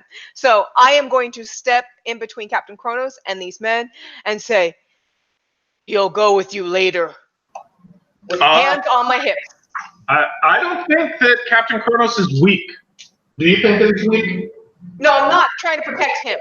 I understand. Do you think that there are people out here that need protection that are weak? Yes. Okay, why don't you take a determination point? Okay. Go somewhere else. That's fine. That's fine. Take your muscles without a suit elsewhere. You hobo hero. My muscles without a suit. Yes, exactly. I have real muscles. Well, in that case, I am going to go and search for anything that I can try, and I'm going to basically continue searching for the cameras because I want to find a source of, a camera phone with an image on it or something to try and figure out what turned these adults into kids and what made this, and so I could go track that down and beat the face. All right, so you are trying to basically create a quality in this scene. Basically insight into what's going on. So you have a plan. It sounds like it involves technology. I don't think that you have anything specific with technology, but at least it's not willpower that it involves, I guess. Yeah, I mean, other than willpower, I'm actually really good at everything else. I rolled well in my stats. So go ahead and go ahead and make your roll as you the children not responding to the teeth rotting allure of candy at Vlad's call. He begins going through cell phones, and I mean he's going through them like a madman with his super speed. Picks a cell phone up, tries a passcode if it's got one, and then it doesn't, so he just kind of throws it away and then goes to the next cell phone.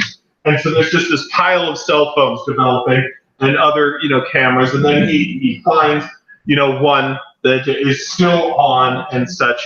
And what's your role? I forget. Is this one of the exploding dice systems? Because I got a max die. Okay, cool. No. I got an 11 then. I rolled a 6. I just wanted to double check that I didn't remember. Okay, so you are going, you have a major success, and I know this is going to come out really well, but I was provided this sheet, which has got all these awesome things. Here's what type of roll it is, runs across the top, and then as you go down, this is a failure by each number. So I was given that by Captain Kronos. He looked into the future and saw what I might need, and he provided it. Excellent job on Captain Kronos' part. So here you have a major or a massive success, actually. So you are going to get to reveal or create a quality and get 3 activations. Now, since you are on a team with these people, you can't pass those activations out. It's just kind of like, hey, we're random people and we're together. You can't do that. There's not enough, trust and such. But being on a team, you can. So what you're going to see on this is, the kids and all. You're flipping through and just kind of getting a look back, and you go further back the more pictures you go through. So you are Captain Kronos for just a moment. The kids are, eating the Easter eggs and such. And it's like you're watching the new J.J. Abrams Star Trek, because the Easter eggs have that sun flare aspect to them. And it's not coming from the sun or something that's rising up, but there's just in each picture that they come through in, there's just something that's, popping and just kind of very weird. It's not assaulting you like the monitors were, but it's very obvious that there is something strange with those. And you go back through and the kids are gathering them up and such. And the first picture that you started with was the person picking up, and it was the one egg that they're looking at and such. And so they're getting bigger as I go backwards, it sounds like. You're starting at the most recent. You're looking back the more that you go back through. No, so they're becoming adults as I go back into. No, you never are seeing anything age.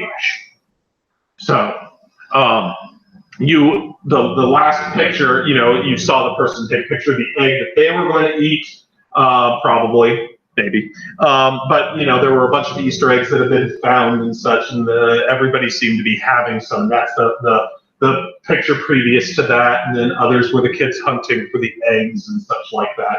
And having looked at that trash can, a lot of eggs were consumed so far.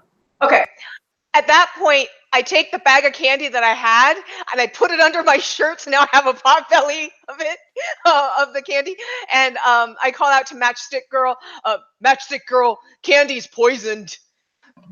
Match Girl. Match Girl, sorry. Match girl. Candy's poisoned. The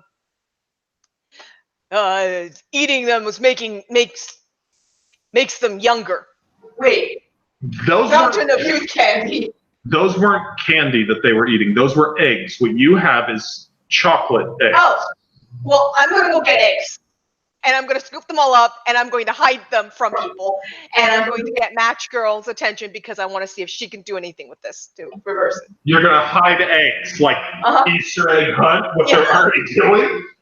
Vlad's like, F it, let's keep going with this. This is awesome. Hide the eggs more. Exactly. So I'm going to hide the eggs, and I'm going to get Match Girl's attention. There are not eggs left at this point. There are chocolate eggs. The eggs that they've hunted so far have been consumed. So, but what aspect would you like to create here? If you have one. If you don't, one doesn't pop into your mind because there's not, you didn't see a tentacle come down from space and touch everybody and say, be younger. I'm going to wait at the moment on creating an aspect, and therefore, since we can share these, so as we pick it up and notice stuff, we can at that point trigger it. I'll hold. I will allow you to make one later if it's directly based off of what you have here. Right. I assume that they can be made later if it's directly associated with this role. Not really, but sure, why not? We'll try that because I didn't see what aspect to give you or anything like that based off what you were trying. You could create eggs have shells. They were eating the shells. There might be a trail of them. Perhaps you can create something like visible, barely visible trail. How about that? Which could lead us to whatever at least laid the eggs or a track or something. So egg crumbs. That will be, Here, I'll give you just a little bit more based on that, which was a great idea there. And also, in the pictures, and also, you've spent a fair amount of time as you guys have been out here looking around at things. You are seeing rabbit drawings. Not surprised. I'm going to start following the trail. And, as you start to look around, you find some rabbit footprints. And by the way, I am not going, ooh, piece of candy, while I do follow that trail. Just stating that I know it's not a piece of candy. For your funny joke, I will go ahead and give you a determination point. And for the insight into eggs have shells, I'm going to pass a determination point that way as well. Yay! Next on our initiative is Captain Kronos. I'm going to pop out a duplicate to talk while I'm running, and the duplicate's going to talk to the men who are there, and he's going to say the following: Brothers, welcome to America. We have children in danger. For the glory of Russia, you must assist me in gathering them up and making sure they are safe. Do you not wish to pass glory to Russia? I do not think so. You do want to support the former motherland. So therefore, we must work together. Okay. Creating the duplicate is a page of preparation, right? So I think so. So basically, is that meaning that it takes your full, or do you still get a move? I guess I need to look at the limit for preparation. You have to prepare, taking no other actions for at least one page to activate the power. So, do you want to do that and prepare? Just like they come here and you're like, okay, let's pull the time energy into me. Yes, I will do that. I also have the other two coming out at this point. Yeah, the others from the museum. Yeah. They were not quite as fast as Match Girl, because she's the one that made the split decision, but I will have them on your next action. I will give you a standard action without a move, or whatever they call it, an action without the move, and they'll be up on the steps or somewhere near that point. Does that sound fair? Sounds fair. Okay. All right. The one with the hammer, and he on his chest, he looks and goes, he will not come. Disrobe yourself of these infants. Come with us now, or there are consequences. He is going to go ahead and make his speech to you, basically threatening you, and so that will be, I believe, willpower versus willpower.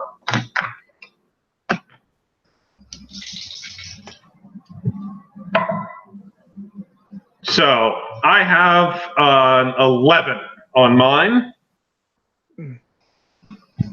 So do I, but oh no, it's got an attack before. Nope, I got an 11. So. You've got an 11. Okay. So he will, just create, cautious within you. A sense of caution that these individuals are not to be messed with, and that given the entire scene in front of you, it's pretty volatile. But he does not get any free activations of that because he made a marginal success.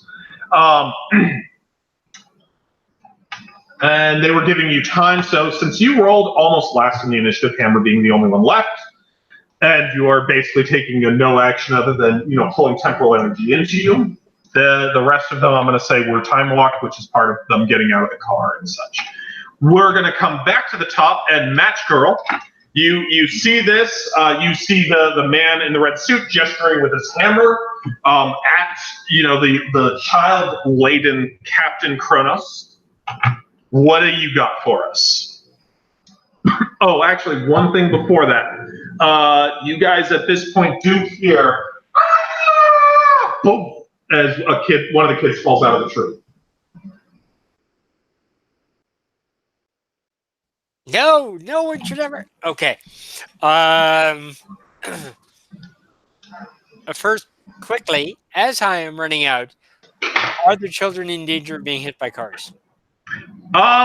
The cars are there. Across the street. There are some that are, currently in that area. They're more adjacent to, throwing the football near cars or playing soccer near the cars and such. Captain Kronos did get a lot of them dealt with that were in the immediate threatened area. Okay. Then I need to make the road impassable. That is what I'm trying to do, because if cars can't get to it, the children are safer. And Captain Kronos is in a state. So let us attempt to resolve two problems at once and bind the car of the gentleman with the hammer to the ground in such a way that you have to be strength 8 or better to move it. In other words, I'm going to use my binding power to freeze his car to the ground. It will look like a giant we're doing the Green Lantern homage. A giant green ovoid sticks it to the ground.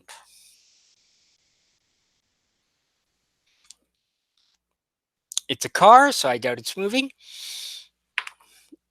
which is good because, I only rolled a 1 but to hit the car. But that makes a 6 total.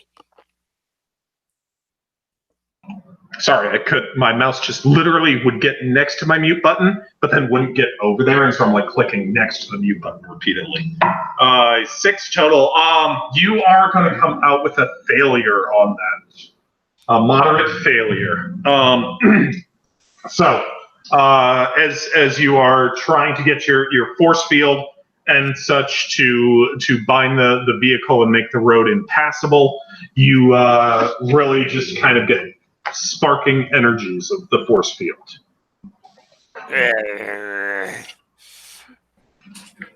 I hate it when it does this. Got to get that bug worked out. Sure. So it's not dire enough for me to use last chance. So I am going to continue running across to the park because I heard someone fall down. And next turn, I'll shoot at the car again. That's fine. Okay. The sickle looks at you and says, "Your words do not sway me, brother. Return to our mother now. Everything else is on your conscience." And he takes his sickle and he cuts, and it's almost like you see a rip in reality for a second, and it closes up, and he's not there anymore.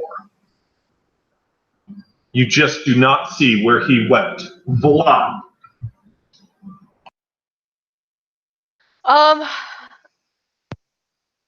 So at this point, I've informed them that I think that the candy's poison, and I'm still continuing to follow the rabbit tracks. And next time I roll up a random character and decide, and it turns out to be a basic brick, remind me just to re-roll. Okay, so you've literally heard a kid fall down and injure themselves. Oh, thank you. No, I apologize. I forgot about that. I wanted to.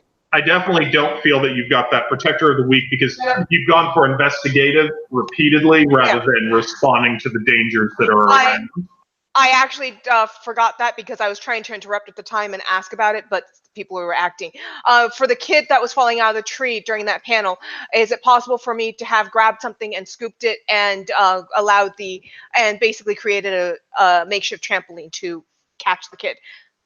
I'm basically trying to grab whatever blanket and whatnot. Their picnic blankets around. So no, there is an oppose, and normally I would let you do that. However, you've been out here for 4 actions now, and only attempted to stop them on one of those actions of a situation that's devolving quickly.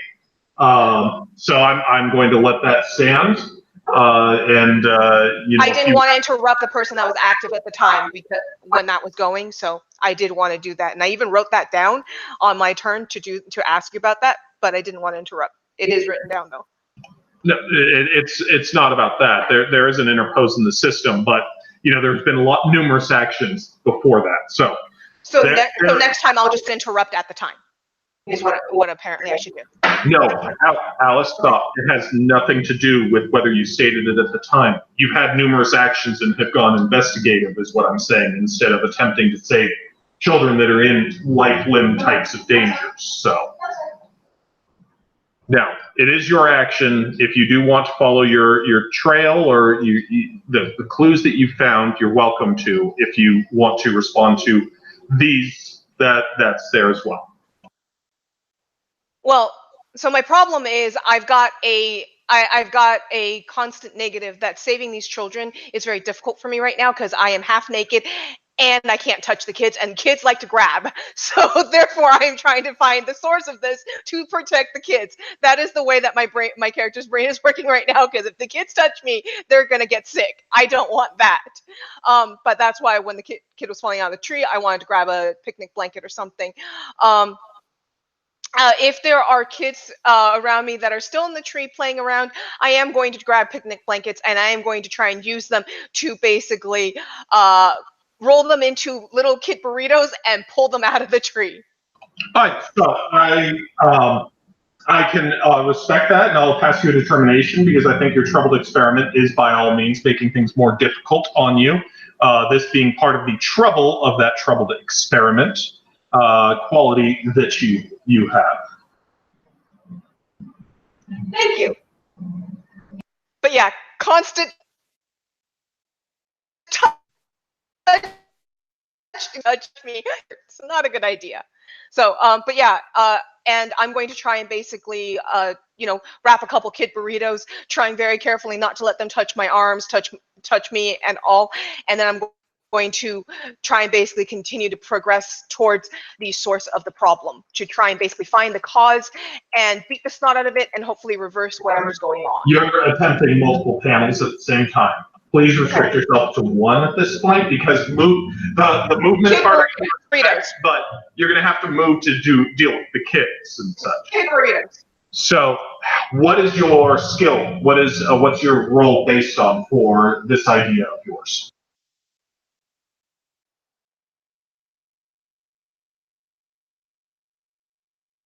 Well, I guess this would be prowess, because this would be kind of a ranged attack.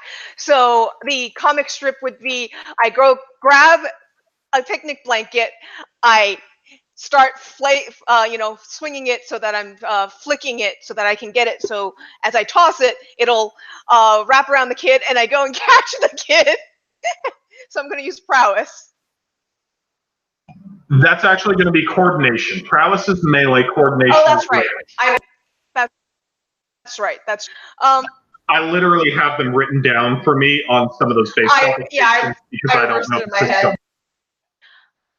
Actually, then in that case, I will say that it's going to be, I'm not going to throw it. I'm going to basically use it to touch attack them, wrap them up, grab them, pull them down. So I'm going to be using prowess.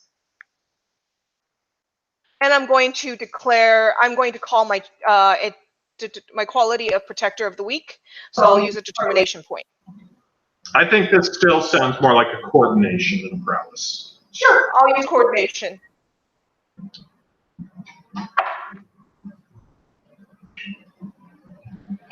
I bottomed out, so that is 5, that's 7. Okay, you are able to achieve a marginal success. And so what this is going to mean for this is that you are going to grab that one kid, basically, and rip them out of the tree with your blanket whip, which is now a thing. Blanket whips save children. Blankets whips save lives, kids. Remember that. And so you're going to get that individual, but you're not going to make a massive success on. There's over 100 little ones, but some of them are doing really dumb things. Other ones of them are just being dumb kids. That's my panel. Okay, so after that, the agents are going to go ahead and they are going to go ahead and take up various positions, and they will aim at you, trying to create an in my sights advantage, because they are currently unwilling to shoot someone dripping with children. So, characters. So you're welcome to go ahead and resist on this appropriately. What do you got, Captain Kronos? I'm going to try and move out of position so that the way they're drawing their sight lines does not allow them to make a clear sight line to me. And that is a coordination, I assume. Yeah. And I got a 10. You've got a 10. Okay. Well, I won't even roll for all of them because they are unable to get a bead on a 10. So they were acting as individuals with training rather than trying to do a combined thing against you. Tough for them, but maybe their hearts are in the right place. And Captain Kronos, you have now prepared for a page, and so you can now. Is it now you'd spit out a duplicate, or a duplicate comes out automatically on preparation? Would be my question to you. I assume they come out automatic. I don't recall the specific rules. You have to use an action to prepare for at least one page to activate the power. So you prepare to activate the power, see preparation previously. I love the P's. Preparation. Some powers require preparation, meaning one or more panels where your character is just activating the power. This is typically one power, allowing you to use the power in your next panel on the following page. So yes, it would be your standard kicks out your duplicate, and then you have a move. So that's I guess their balance on how awesome duplication can be, is that they're like, hey, we're going to make you take a little time. No multiple man where you just get a little tap on you. You can probably swift it through an extra.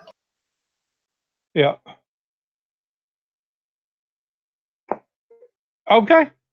So that's what happens. All right. So you all of a sudden there's two of you. That one.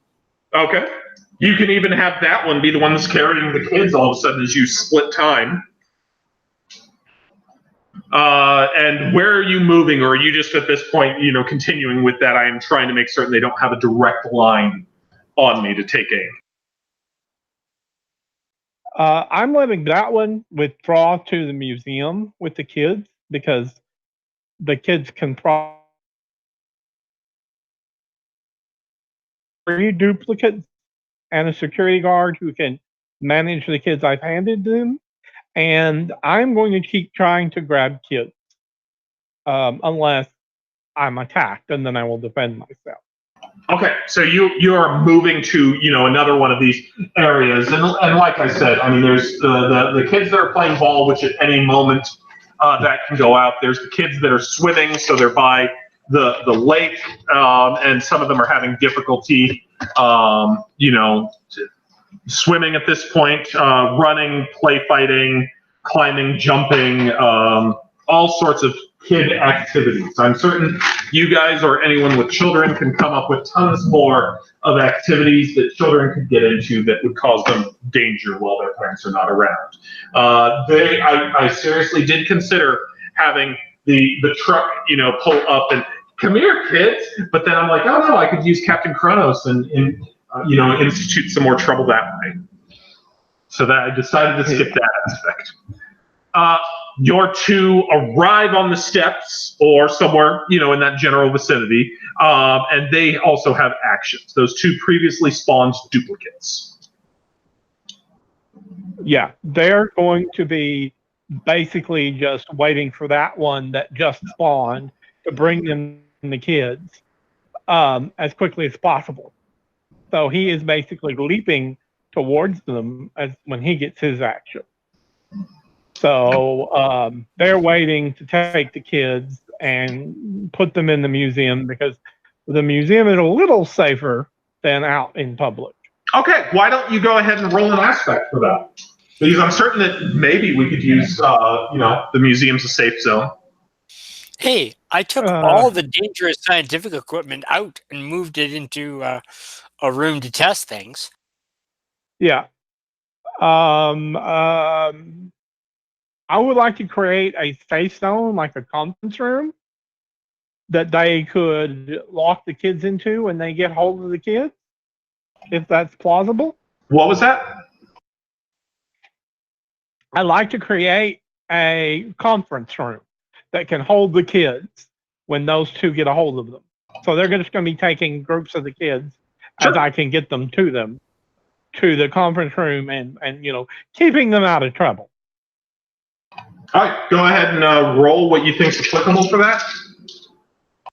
I think it's probably intelligence, because it exists in most museums, some sort of conference room.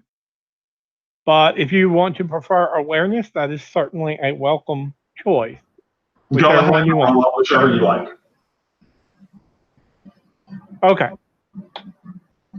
I got a 13 on intelligence. Okay, you get 3 free activations on that. Okay. All right.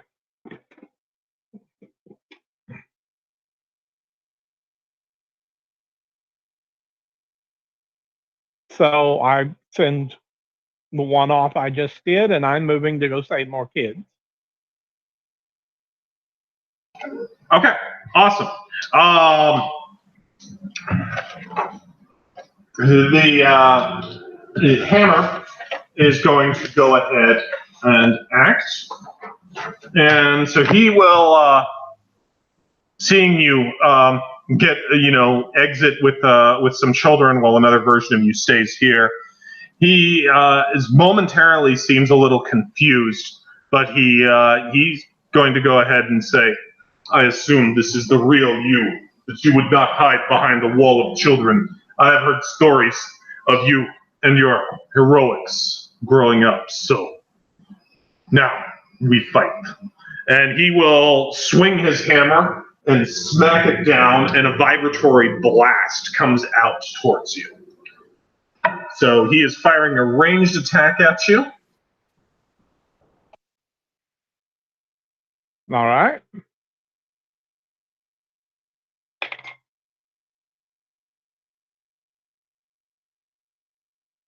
What you got for defense? Dodging with coordination, I got a 10. Okay, he has an 11. And Okay. so this would be a bash blast, which is a hit. So that is going to be a strength 6 to you. Okay. All right. So does that 6 off your stamina? I have no armor. Huh? That's 6 off your stamina at that point? Yep.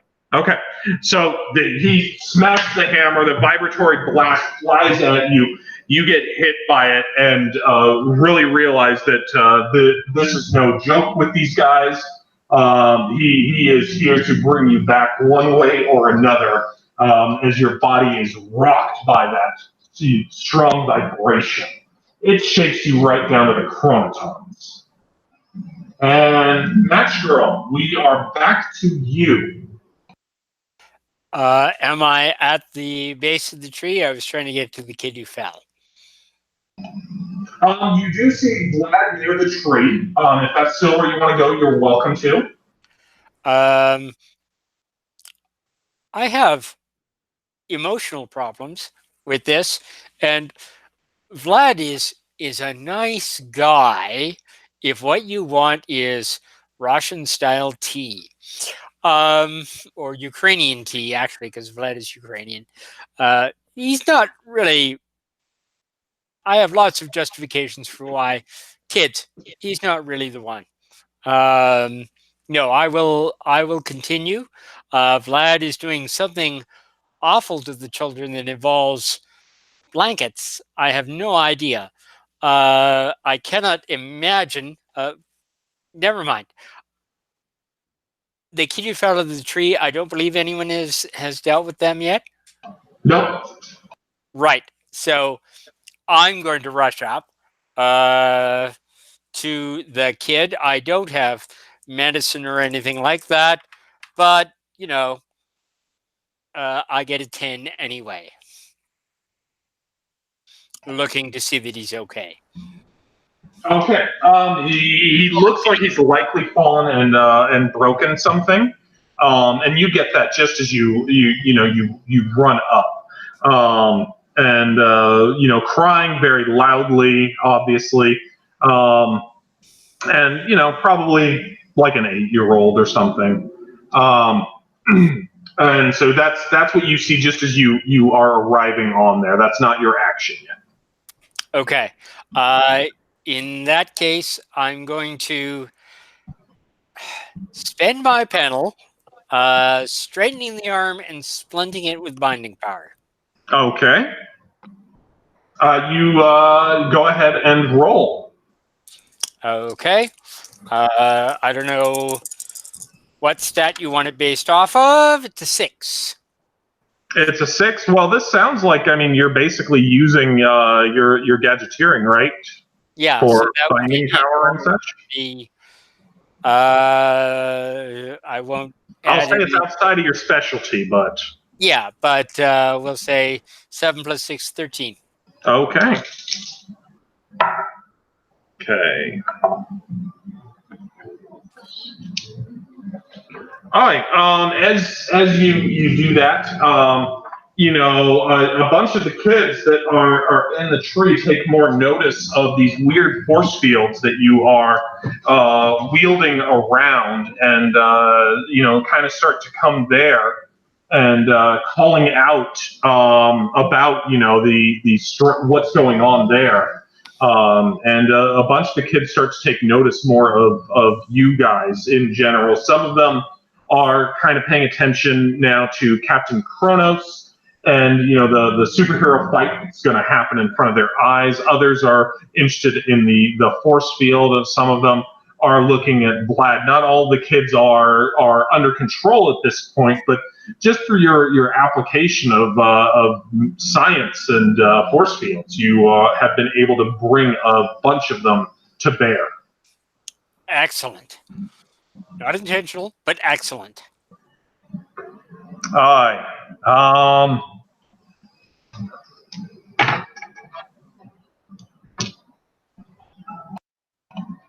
Then we're going to go ahead and move on to the agents again, who, now that you have disarmed yourself of children, wait, no, Vlad. That's where we are going to be, at Vlad. Okay. So.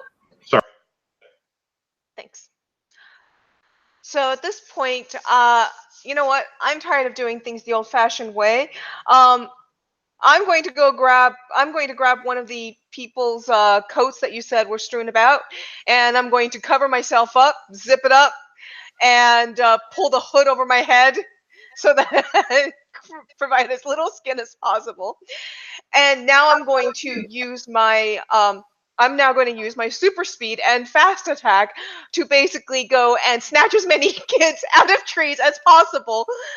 So, my plan is I'm going to bound from tree to tree, and I'm going to basically use my concussive movement at the speed that I'm moving to basically bend the bough so that I can, walk from tree to tree as quickly as possible, scooping up as many kids as possible, and keep dodging my head and face so that I don't let them touch my face. So the beginning of Vlad's panel involves ripping through about 3 jackets before he finds the first one that actually will get onto his broad, strong Ukrainian build. And Peter was also Ukrainian, so you going with Colossus is just pretty beautiful. Oh no, is he Ukrainian or Siberian?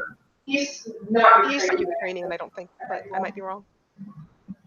Siberia, I think that's where it is.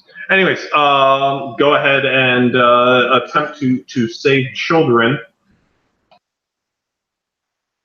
Okay. So I'd like to point out that I'm trying to scoop up as many kids as I can, so I will use my strength to basically keep adding to my load on this. I would also like to flag martial arts because I am literally bounding from tree to tree. So therefore, I am using motions that I have honed through martial arts. And let's make that roll. Let's go back to the dice. Okay, roll. On the martial arts, is in pits, did you bounce from tree to tree much, or it's anything like that? Yeah, you would bounce off the walls. You would bounce off any obstacles that they put into the pit to create issues between you guys. But in a pit fight, you bounce off the graded walls all the time. Bouncing is definitely a thing. You run around the walls.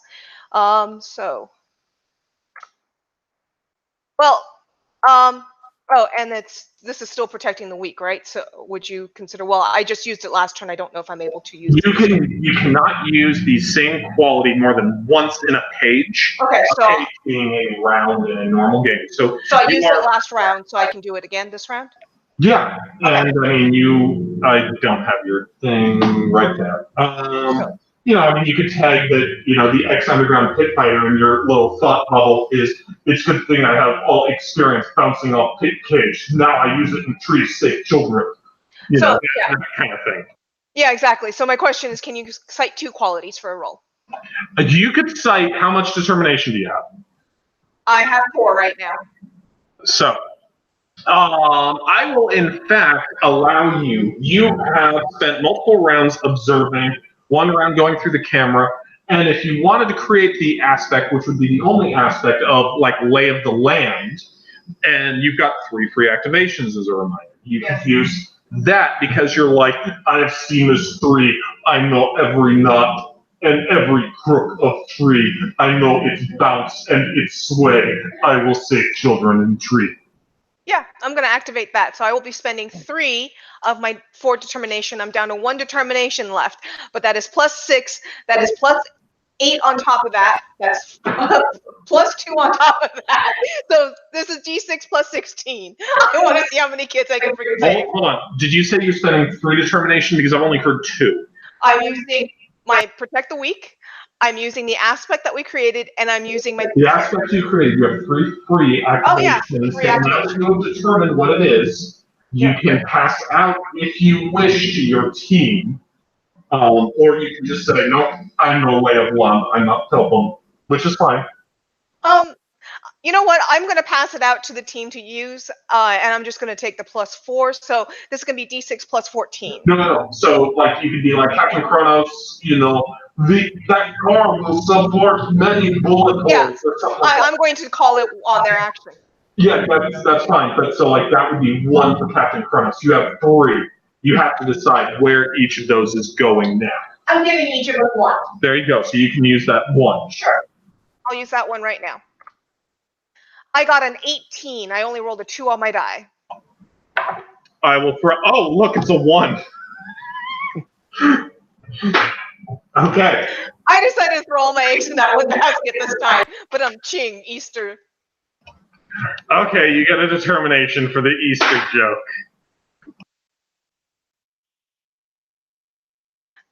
Thanks. You're welcome. You guys have now achieved, because this was a long pyramid test, and that meant basically that it was needed 2 massive successes. 1 massive success was achieved through science and the power of force fields. The other was through bounding on trees and knowing the lay of the land, with a history of protecting the weak, the need to protect the weak, and the history of being an ex-underground slave pit fighter. I just like to point out that the trees are kind of bouncing because this massive guy is going across them. Perhaps Park is not as beautiful as once was, but I have children. I'm going to, and there was also a major success made by Captain Kronos in the street. The major success, and at that point, was just, in addition, excess on that. So the kids either have come to see the bounding Ukrainian, or are looking at force fields. But they might be wet, they might be naked. They are no longer playing in the street. They might be trapped in a museum with 3 Russian men holding them hostage for their own safety. Those 3 men being the same man 3 times, but they aren't in immediate danger at this point. That is Vlad's action, and now we come up on the agents, like I was saying before that. And then I realized I skipped a line. So, jump back to them. This time they are going to go ahead and try and do a combined effort to shoot you. So, they have a coordination of 3, and so what is the difficulty that they need to make to achieve that? So combined effort says single test. When this happens, choose a coordinating character for the test that makes test normally. Each assisting makes the same test with a moderate success or better. So they'll try it, but you seem very agile. So I'll just make you, pardon me, roll 1 defense. And they will all try and beat that defense.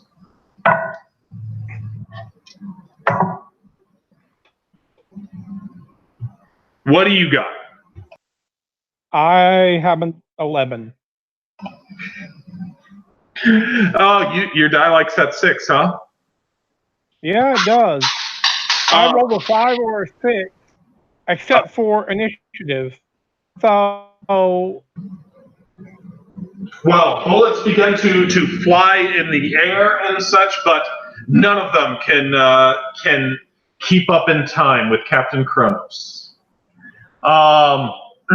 And speaking of him, Captain Kronos, it's time for you to strike back. Brandon, what you're saying is none of them are acrobats? That is exactly right.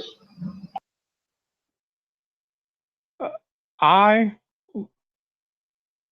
am going to pick up their 1980s car and sweep as many of them in a single attack as possible. I know they've spread out, but I'm going to try and hit Hammer first and then sweep towards the others. And I am going to use a triggering of ex-Soviet colonel captain to realize what kind of car this is and how heavy it is, because it is the kind of car they would likely have driven in Mother Russia. So that's what I want to do. Okay.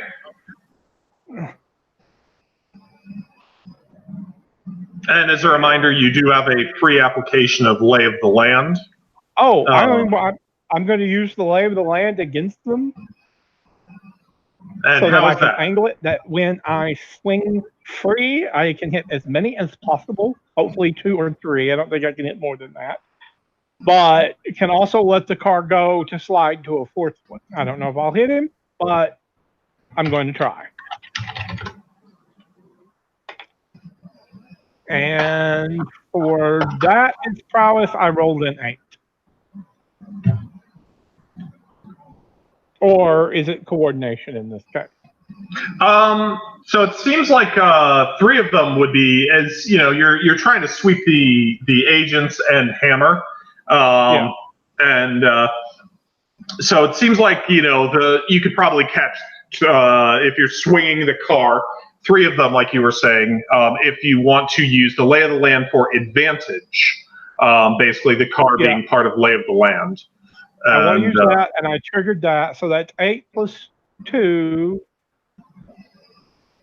Plus 2 for Lay of the Land? No, Lay of the Land would be used to gain advantage, basically, to stunt for the area effect.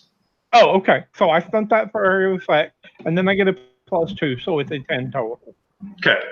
And that one will be against Hammer, and then I'll have you roll separate for the other guys. So. Fair enough. And Alice, what do you call out as he picks up the car, since you also have noticed the car? So he's using the car to swipe at them, and I say, aim left of tree. Thank you for the guidance. All right, so you said you have an 11 on the first no, on Hammer? A 10, okay. Okay. So, and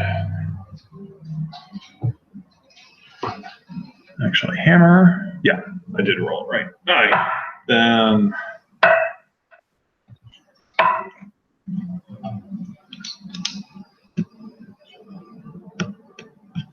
and then what are your next 2 melee strikes? One is an 11, 12, 13. If they get that advantage as well, I don't know if they do. Then the next one is just a 10, if I get the advantage. And then If the not, range. And then when you throw the car?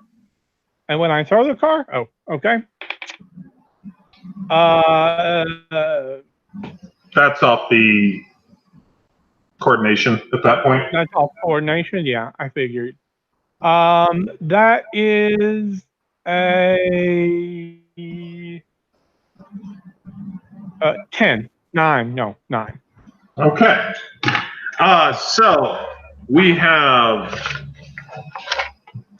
and I think maybe I did that wrong, that it was just supposed to be one roll on your part, but I didn't know off the top of my head. So we have a moderate success on hammer. We have a massive success, and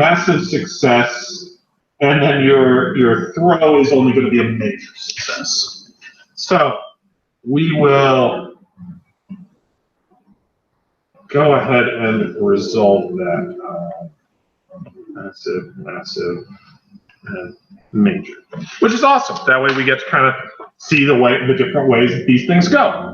So you come and swing the car, getting a major success. So that is a hit and may slam hammer, because if you roll well enough, you can slam or then stun or kill if you're trying to on certain attacks. Most attacks in superhero game aren't going to be killing. Icons kind of accepts that. So no killing. Yeah. All right. So if an attack achieves a potential slam and inflicts 0 or more stamina to the target after resistances, test the full damage level against the target's strength. Okay. Attacks inflicting 0. So then take your damage value, which is going to be your strength, and go ahead and roll it against what his is. Okay. That is 10. 10. That's another moderate success. Knocks target prone. Getting back up is target's move action for the next panel. Okay, so. And how much damage is it? My strength is 7. 7. Okay. And I'm going to say the vehicle's not adding to your strength because it's providing you the option to attack an area. Yeah. That's fair. All right, and then these thugs, who are going to just be doomed, I'm pretty sure, which is what they're here for. Bash and blast. So hit and may stun, so it's the same deal. So go ahead and compare your strength. Just roll once, I'll roll both of them. 10. Just roll once. And 11. Okay. And unfortunately, I'm jumping. 12 and 11.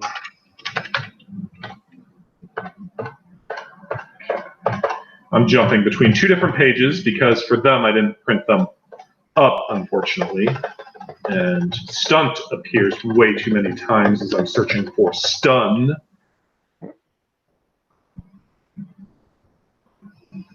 All right.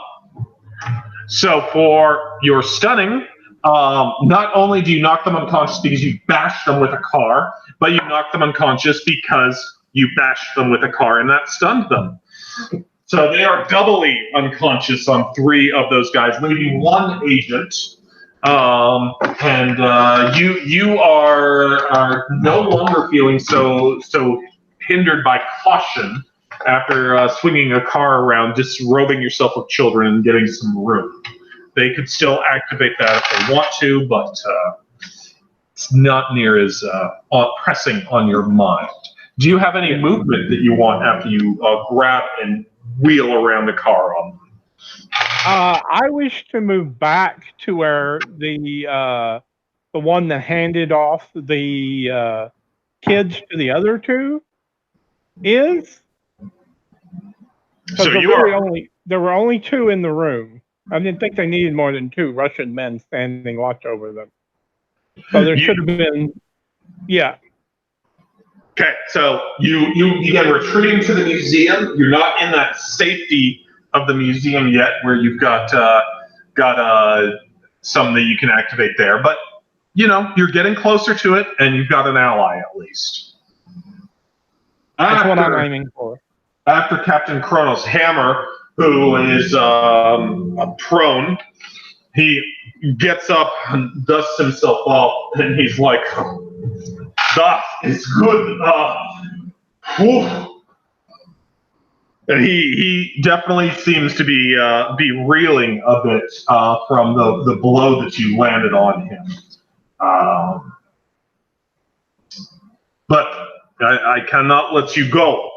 And he throws his hammer into the air, and you watch it sail over and land. And then when it lands, it kind of erupts with this vibratory energy, and he just kind of appears right next to it, holding the hammer and picking it up from the ground. All right. We have been sent to bring you back. As you should know, the mother country accepts no failure. Matchstick Girl, or darn it, Alice, Match Girl. I'm sorry, for some reason I thought it was Matchstick Girl for a long time. She's not burning down the museum. And Yeah. I am in no way related to Kevin Matchstick. So, got him. Oh. There's a fight there, which all the kids will want to be near because children are like that. So, I think we need to spend a point of determination rather than in order to make this fast. So I'm going to buy off the panel of preparation for gadgets. Still make the roll, but buy off the panel of preparation to make it faster.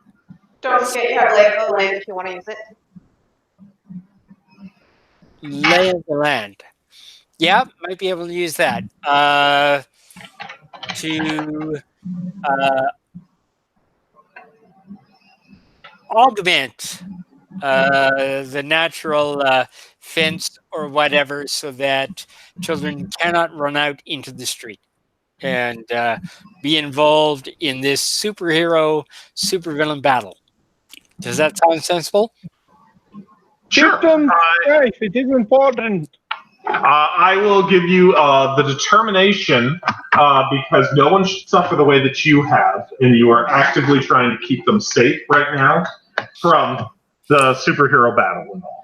I'm going Alright. to, for my assist on that aspect, Brandon, can you please?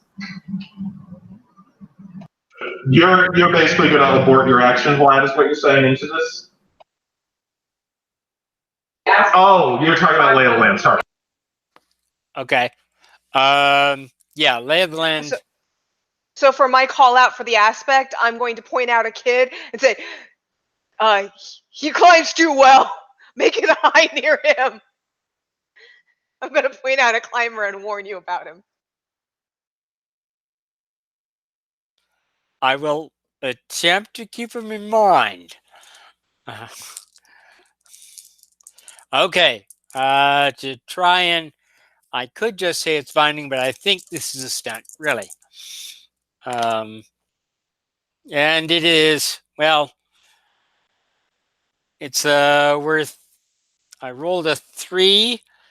It is,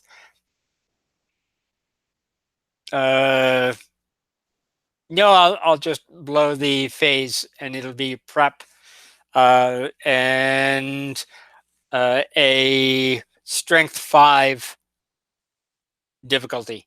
And so my difficulty is 5 plus your d6 versus my 7, 8, 9, 10. So there is a chance I'll fail, but Okay, you are able to create a little corral for children. yay! Okay, and I have to spend the panel doing that. So Yep, and don't forget to net your determination from basically the fact that you used your panel to ensure their safety. okay, After they were removed from the immediate danger. groovy. Okay. So something I'm looking for and I'm not seeing when someone is unaware. Because you guys have that invisible opponent here. How does that affect the defending versus them? Being invisible is a minus 2 to the defender. So if, say, he was whacking me and I have prowess 3, you would treat it as if it were prowess 1. Gotcha. Well, since they're not concerned with Vlad or Match Girl, the invisible attacker is going to come out and take a swat at Captain Kronos. And he says, "This gives us no. We desire your pain no more. Come with us now, brother. The children that you were worried of are safe." So go ahead and take your -2 on that, and he is going to tag the aspect that he set up while he was gone for an additional +2. So I've got a 9 on my prowess as he is attempting to cut you with his sickle. Okay. You defend with coordination or prowess on attacks? Prowess. Melee, you can defend with either of them. A range, you can defend with coordination. Okay. Well, it doesn't really make a big difference, but I was wondering if my understanding of military tactics and the likelihood he would attack from behind could be utilized because the +1 bonus from my military skill. I would let you tag a quality, but I wouldn't say your military is specifically going to give that to you. Okay. Fair enough. I actually think that I will utilize my prowess and hope I roll well. And I got an 11, which is I roll a 6. Now, is that with your -2? Oh no, with the -2, that So is a 9. Yep, so he will get a single smack off at you, and that is going to be at strength of 5. Okay. I'm reeling quite severely. Well, you've taken 2 shots from them. They were both good shots, and you keep on trucking. So No, I won't be standing if I get hit again. So I was thinking that was already going to be true. I could utilize your assistance, my allies. And I kind of go down on one knee. Vlad is bounding in to assist Captain Kronos, ripping off the big parka he found. Someone apparently really likes being really, really warm because he was wearing a big parka. Ripping off the big parka, ripping off his shirt, and I can't believe I played this character. Okay. And I come in bounding at the guy that just whacked Captain Kronos, and I say, "That's no way to treat a brother." Whack! Haymaker him. Okay. Which one? There's 2 of them. The one that just hit him. So hammer. No, Sickle's the one that just came out of invisibility, basically. Okay, I will hit. Again, a little rip appears, and you kind of feel like you're looking through, to something else, and that's what he emerges out of. Sure. Behind Captain Kronos, and then sliced him. So this is a melee attack, therefore I use prowess, right? Not my strength. Yes. Okay. Your strength will be the damage. Martial arts +2. Flexible. And I have a question because I have an energy drain that is limitation of constant. So how is that going to affect this? Am I just going to be rolling that on top of this afterwards? Because my hand is going to be touching him. I just stripped so that I made certain I will be making massive amounts of skin to contact. It doesn't necessarily hit his skin. That's true. That's true. That's very true. Okay, well, let me roll. Now, I'm going to ask my people who know icons better to answer your actual question. Okay. I would guess it's kind of like aura. It's just a secondary attack. If you hit, you also roll energy attack as a separate thing. Okay, or great. the energy drain is a separate thing. Okay, so I need to open the book and find the energy drain again. So I would say for you, and I'm just using your mic, that I will let you do it at a -2 that you would connect with, because they're That's fine. full body except for their face. That's fine. So I only got a 9 on the attack. Okay. And he is going to whip around and try and parry you off with his sickle. Okay. Roll that. Well, it's not bad, but it's not good either. So 7, so that's a moderate success. Okay, I got a moderate success. And using your microphone only, that just means you're going to hit and do your damage. So Can everybody hear him through my microphone easily, by the way? I sound terrible. I'm assuming I sound Okay. horrible. Just barely. Okay. So I hit him for a moderate success. I have a strength 8, by the way. And I am now going to be doing a prowess test against him. Oh, I see. Okay. So I guess I do another prowess test against him, see if I... You don't have to roll the hit on the energy drain, because that works. Because I already made the contact. Right. Yeah. So, okay. So at that point, I need to roll my strength versus his willpower. Brandon, please roll your willpower, and I will roll my strength. Energy And over the drain. cons, Right. you hear Match Girl going, "Geez, Vlad, what are you, like a stripper? You're dressing and undressing more than..."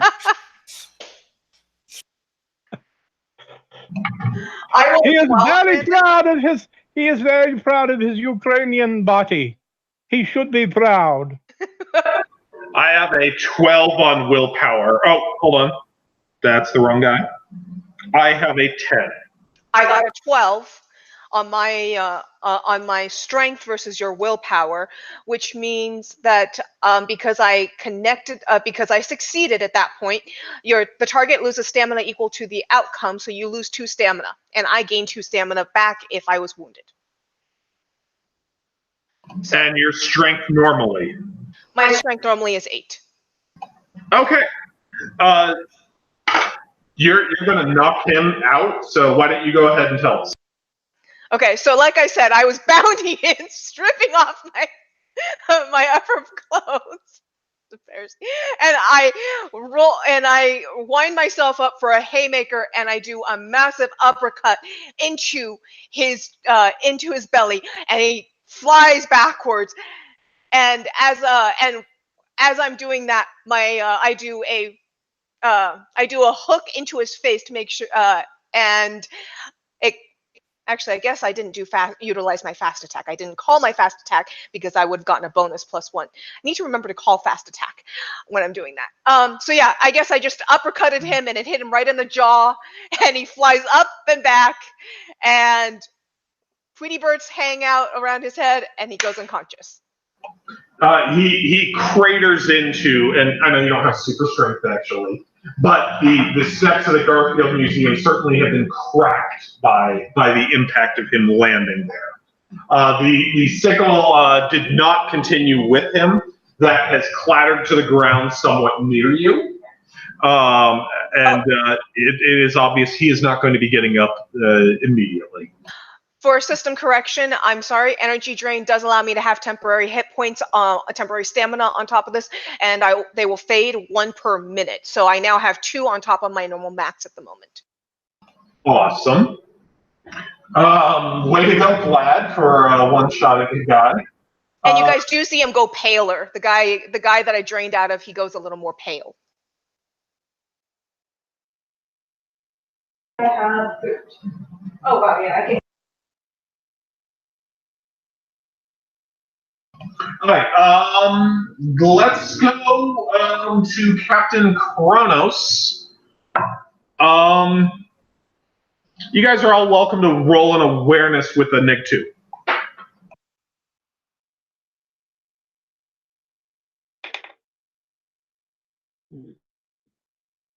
All of us?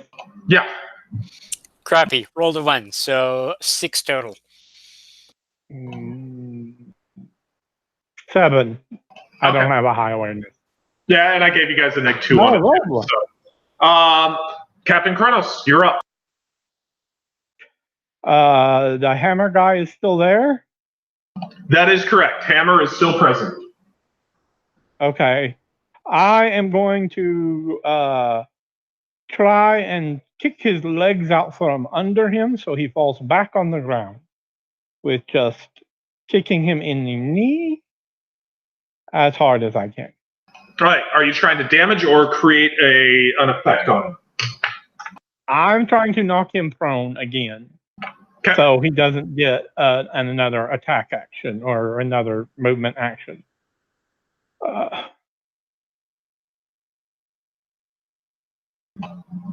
I'm not sure if I can do that, but Well, I mean, if you wanted to create the effect of prone or weak knee or something like that, you can give him the -2s on attacks that he makes, or you can just try and bash him and try and get your damage through.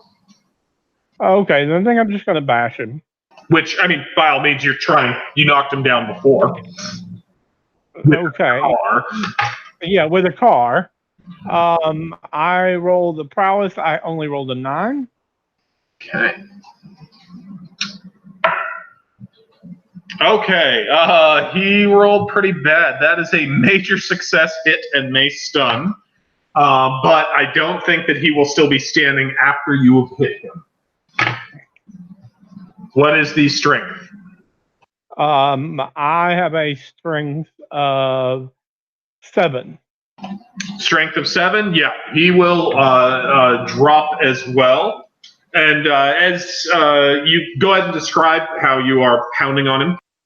But basically, I went to one knee, but it was all to get down so that I could spin up a kick against his kneecap and basically just come back up standing to face him in case he didn't go down.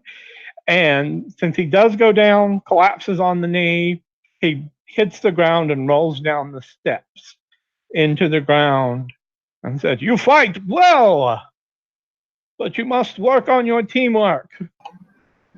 As he has hit the stairs and all, and he's barely hanging on. He goes, "Brother, remember the mother country. She needs," and passes out.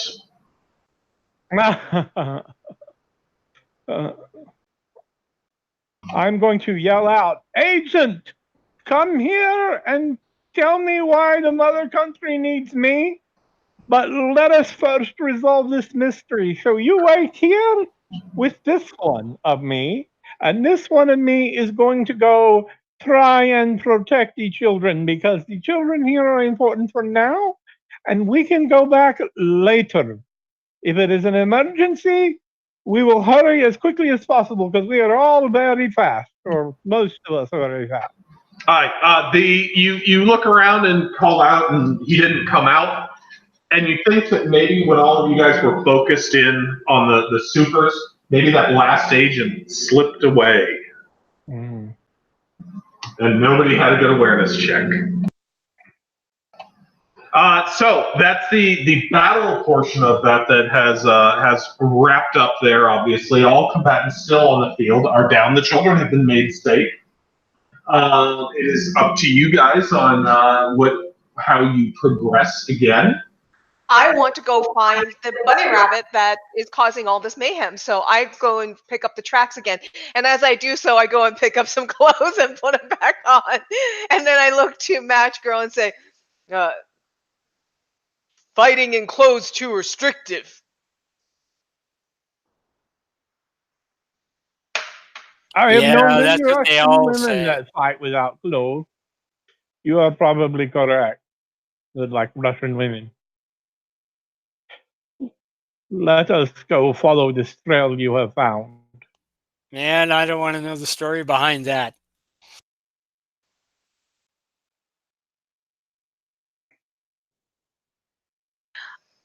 quick question. How much longer are we planning? Because I realized I did not post a come view us live link like I'm supposed to. This is my first time. This is my first day on the job of doing this. So is it worth me going and posting, or are we going to wind up enough that we should soon, so that I should just do the recorded version post later? That question's to the two of you, because I've got a while left, by all means, and of the adventure. We can always group up again and finish it. because I know other people have work tomorrow and such like that. Well, for me, I know that this house will become a lot less quiet in about 30 minutes. So, I can stay muted a lot of it, but you're going to start hearing all the people who went out coming back. So I suspect I'm good for probably another 4 to 5 minutes or an hour, but I might be quieter for the last bit. I may have to take a dog out right now, but I will come back because see, I have this first. Is that a or dog not. or a horse? This is Gracie. This Oh is my Gracie. gosh. Hi. Hi, Gracie. Hi, Gracie. Bless her heart. She is such a sweetie, but such a klutzbutt. She is So I so will much be right bigger than back. both my dogs put together. She's Hi. my small Great Dane. My big Great Dane passed away many years ago, but Gotcha. I had a Great Dane years ago, and they are the sweetest dogs I think I've ever met. yeah, I will be back. All right, so our plan will be we're going to play that 30, 45 minutes or so, and then maybe we can see about getting back together on another day. So go take the dog out for a walk, and we'll pick up when you get back. I'm going to take a quick moment to stretch my legs. Makes sense. I'll be right back. So will I. See you in a minute.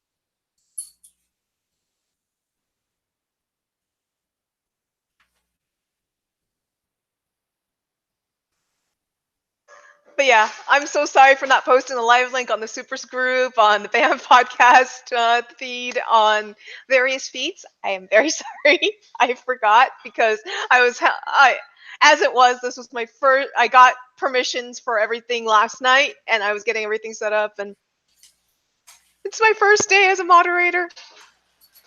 First day on the job. I've had the cushy position of just being a guest host or a guest panelist kind of thing for a while. I don't have the power of the green button.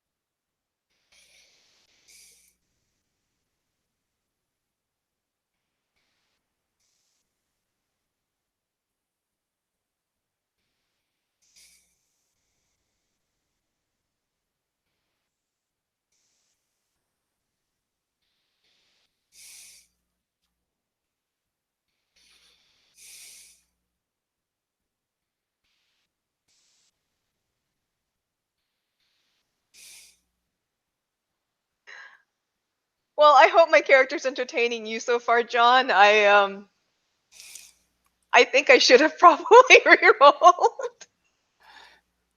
Oh man, that was an option. I was thinking, oh man, I would re-roll if I were doing this for myself, but everybody can see the rolls. I would have Oh, asked Brandon, can I roll a different character up? Yeah. I don't know. I I hope that my character's entertaining at least. oh yeah, yeah. No, it's very entertaining. I feel very drab in comparison. So Oh, you're fine. You're great. as I'm long as having I can fun. make snarky comments over in the corner, that's good. Your snarky comments are always appreciated, John. It's nice to play with you again. I haven't gotten to play with you in quite a while. Yeah, I saw your icon. I'm like, I know John. I used to game with him like a bunch. way I back when. Yeah, years ago we were like over like a 3 month span. I was in like 15 different games with you for a short time. I was like, wow, we just kept lining up, ending up in the Yeah, same group. So I'm like, I know that icon. He's my friend on Google. that's I had right. no idea you were Kipling in Discord. That's funny. Oh, for a little while, that was I was trying to keep things straight, right?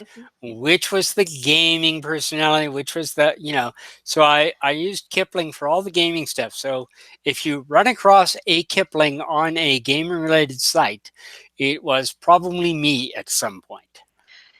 Well, Unless, for me, yeah, if you see Lala Twiddle, that's always going to be me. People call me Lala.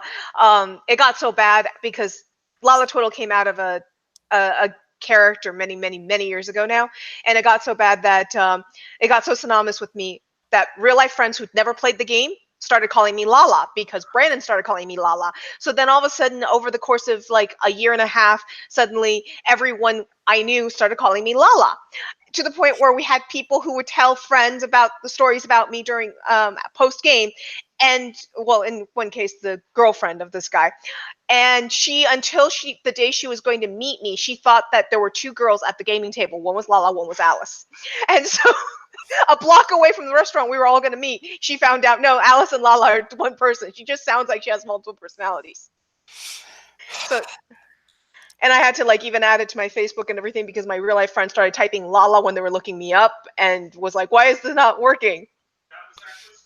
Mm, that was Squeakers. That's true. So Squeakers did have association with the game. But yeah. yeah. No, it's nice to play with you again. Yeah. And now that I did a lot of online stuff because I was working. I was commuting for 2.5 hours each way during the day, so Ooh. I couldn't hang out with my in-person gaming crowds and all the rest of that. So it was just online. And please be scheduling it for some time I can do it. Well, we should game again more often because it's nice to see you again. Thank you. It's nice to see you. And And and now you get to meet Brandon because I know that I talked about him, but he actually was never in one of the games that I was with you. But I know that like with Lloyd and all, I would talk about Brandon. That's Brandon right there. Yay! Doggy's back. no, that's my dogs. Tim's back. Okay. And we resume. Welcome back, Tim. Well, thank you to everybody who put up with our short little intermission so that people could move around, take dogs out for a walk. Dogs are creatures that need love too. Not only children need to be saved, but we need to save our Great Danes. And she looked like she just wanted to be friendly, like Great Danes are wont to be. So, you guys have Hammer and Sickle knocked out. You have three individuals that are in government issue suits knocked out. You guys have a museum with some kids. You have a corral with some other kids, and as you take a moment and a little bit of time passes, you guys do see that you can watch, and if you keep your eye on one of them, you see them get younger before your eyes, basically. And it's not, a super fast process, but it's not a slow process either. We should find the cause and reverse it before they get too young. Can they get young Yes. enough to be embryos? I do not know, but this is something that is time-based. We need to look into it very specifically. Um, so we must follow your lead. I tell my clone, my Echo, to basically tie these guys up with whatever is handy, preferably something metallic and heavy that he can bend into shape, because he still has my high strength. I And point out. then, Oh, sorry. Go ahead. nope, I'm ready. Go ahead. I start pointing out the trail that I found, and I start leading us that way. In the park, and like I said, there were police officers and such coming, and you're getting responders and such to the area. You guys just happen to be literally next door when things started. And the trail just kind of starts to wind around the park, and you lose it sometimes and pick it up at other times. You had used your lay of the land, so. But yes, there are rabbit pellets that you find scattered around, and you guys haven't really ever, even in the museum or in here, come together with all your information. So I don't know if you want to have a meeting of the minds and hear empty coconuts clatter together or not. Yes, I think we do. I think, Match Girl, that this is some form of energy exuded particular for Easter Day. I think perhaps the Easter Bunny is somehow involved, or a malicious variant of the Easter Bunny that is unleashing. It enraptured the men. It did not really harm the first group of men, but the other group of men apparently fought back, and I think that's why they were injured.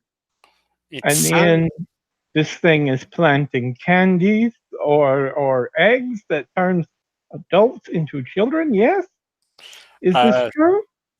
I'm not obsessed about scientific answers. This is not a science I recognize. And if you say magic and giant bunny, I immediately think malicious puka. But I don't know anything really about them besides what I've read. The eggs, they were the adults were eating the eggs and got Fountain of Youth. Benjamin Button, I think that's what they're calling it. What is Benjamin Button? Why does everyone call it that? I think it is a movie. I do not know. I have not seen it. I didn't see it. It's too old. Well, Too old? They were eating eggs that the Easter Bunny was leaving behind, and made them small, made them young. I think the bunny went that way, and maybe the museum was only a hit because the surveillance cameras on the outside. So the event that the bunny was dealing with was here, and the museum was hit because of surveillance. Captain Kronos, can you use your time control powers to delay or stop the de-aging, the youthening, as Once Future King put it? Because I don't know what happens if they become embryos, and I don't want to find out. I think it's actually called euthanizing, right? That's the right term, isn't it? I believe it's not. Thank you very much. I do not have the resources at this time in order to manipulate it. However, I might be able to gather some chronotone energy if I recover a bit, but I do not know. I.e., I'm out of determination. I can't do a power stunt. Well, then I will hold on to the small bit of energy I held. Can we combine power stunt? Because I have an idea. Depends on what your idea is.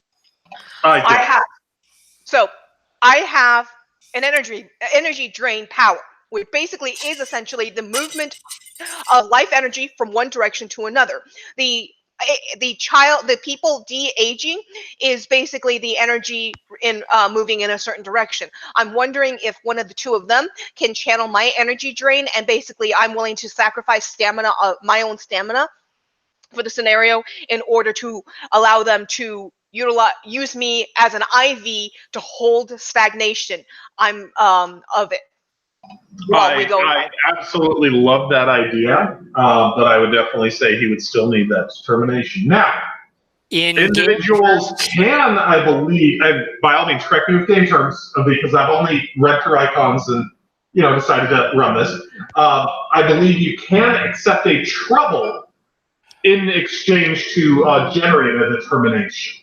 You can. The other thing I was going to suggest, which is not described in the books, but is implied in the book, is that I don't believe any of us have the specialty leadership, but you can stunt it. And if you stunt it, you can give a point of determination to a member of your team. The team has as many points of determination as you have of leadership. So if I were to say, and I don't believe, you should be allowed to stunt master leadership or anything, but in effect, it's like I give you a point of determination because I stunted leadership and used the 1 point of determination from it for Alice or whomever. It's really, the end result is the same as giving it away, but that's the game mechanical rationale. Well, and so my rationale also is that the Captain Kronos might be out of determination right now, but our super scientist isn't. And so if I'm giving something for her to measure against on energy flow, maybe she can create something, and I'm willing to basically be an energy siphon for this situation. Reverse my flow for the kids. You're going to reverse the polarity of the chronotons? Yes, exactly that. And like I say, I do love it, but I think that all involved would want that determination, and that would be, something that could come out there. I'm willing to stunt the leadership and hand them over a determination point. As to stunting leadership, I see that there's attribute stunts and power stunts. I don't see that there's a specialty stunt. Do you have anything on that? And I'm not like just rules as written, but I want to understand. I might even have forgotten it so that, I'm wrong. So apparently that happens, as they tell me every hour at work. Well, okay, they don't. That's why I still have a job. But I will check for a moment while you guys. And I mean, can we pull the stunt off without using Captain Kronos? Maybe super scientist and I can just do it. Well, I have ex-Soviet Chrono Captain, which somebody else could probably tag. I don't know if that's allowed, but somebody else could tag that to temporarily give me leadership. Yeah, tagging someone else's qualities is sort of iffy. One of the things you could do is take, say, that trouble. Say, I'm going to take some trouble about the ex-Soviet whatever, and basically in this scenario, invite the GM to bring back the man who disappeared, Hammer, I think, and in return for that extra problem to deal with, get a point of determination. And then we don't have anything with the stunting a specialty, which I haven't looked up yet. So I just want to say I apologize for this because I have a friend that has been making jokes about it, that every time that I'm playing a new-ish system to me, I always ask for something that is not written within the system boundaries. Oh, and the joke, and I said, well, if you look at my old games, I do it in systems we've been playing for years too. So, Well, I'd say that everything that you're asking for is within icons. I mean, it's a fake game, so there might not be heavy, construct on how it would work, but they give you the loose. And I'm reversing the polarity on your whatever it is, energy drain. I think is very very comic book effect of Apple plus battery equals nuclear weapon. Okay, I have an idea. I'm going to take the out of time quality that I have and take trouble on that. I am going to vanish from the timeline for the moment. Apparently, maybe I'm borrowed as a clone by another version of myself in the universe, which will leave you two to resolve this situation. Because I am sucked out of time at the moment. Okay, and you guys are, talking, and you're trying to formulate. You realize that the bunny tracks go in circles, effectively. That they're just kind of all over the park, and maybe they're normal bunnies here. You're not certain. But all of a sudden, Captain Kronos is like, he in his Russian accent, he's like, Eureka! I have found. And then you guys are like, what? And you turn around and there's nothing there. Now, I will say one thing. With Captain Kronos gone, the aging does not seem to be as fast. interesting. So that already solves half our problem. A third. Anyway. Okay, third. So, with him gone, it slows down, so it makes it so that you have to siphon less from me. So let's set this up and see how much how we do this. All right. I think I know in the rules, gadgeteering is just a panel, but we're talking about something big here. So I would like to take a little extra time. You can decide if or how much that's worth. I have a museum of equipment there that I hope I can use as an advantage. I'm going to say that the museum has the quality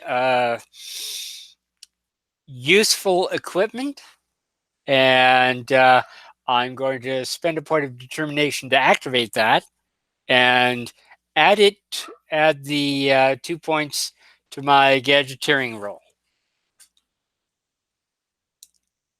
I would definitely say that's a pretty accurate thing for the museum to have, especially for you. Okay. Yes, dog, I'll let you in a second.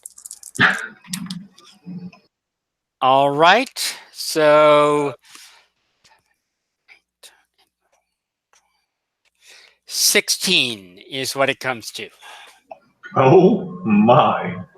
So the temporary stamina that I had, I still have a little bit of it and slowly siphoning away. I didn't know if you just want me to zero that out and then I didn't know how much you want to take of my top. That was only going to last for 2 minutes, 1 minute per. So I think that's gone. Okay. And I would say it's more based on your determination points that you're basically providing that to him. I would say that it's tagging your troubled experiment, as this seems very experimental. As you guys, hook up a hose, a yard bird, a moon rock. I don't know how, orange plus battery equals nuclear bomb. If you put him a driver, it has to have a paperclip and bubble. That Mesh Girl is, but I know that there is real science stuff in there and all.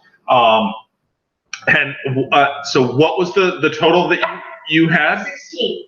16. Yes. And I got to use one of Philo Farnsworth's original tubes, which pleases me tremendously. As he connects it to my forehead.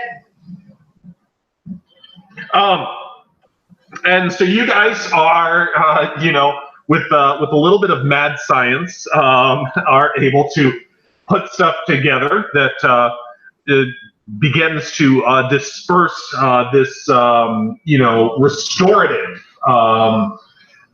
energy about, and pulling the chronotons, and tying them up together in a single place.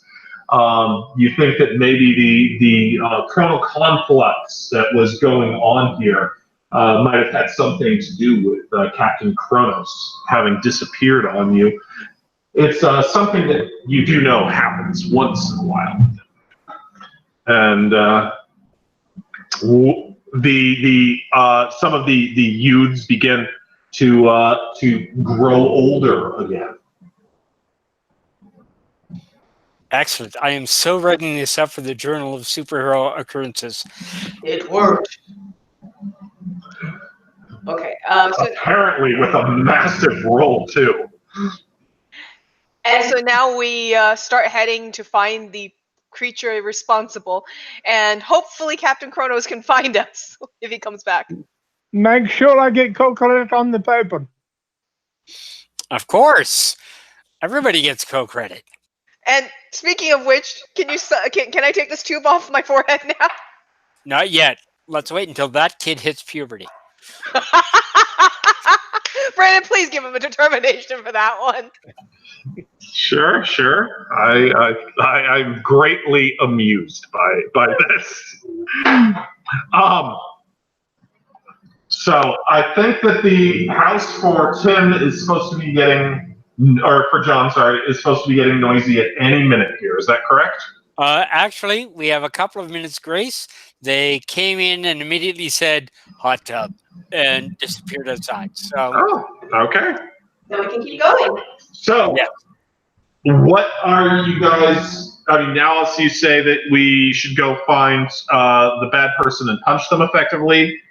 How are you doing that? You guys have some information and such so far? I was following the trail.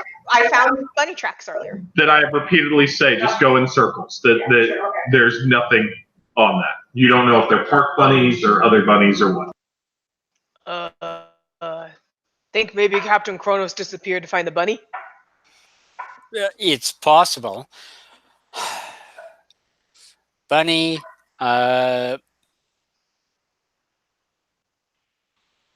what if, she says, what if this euthanasia, as some call it, was an accident? What if there's actually something else involved, and this is just a side effect of Captain Kronos' involvement? I don't know if that leads anywhere, but it's a thought. It gives us, it frees us to look for the giant Easter bunny somewhere else. What do you do with Easter bunnies? Where are they? Not on the Cadbury Ranch. Based on what I found, I go and pick up a random cell phone. I think that the Easter bunny's eggs is what made them do that.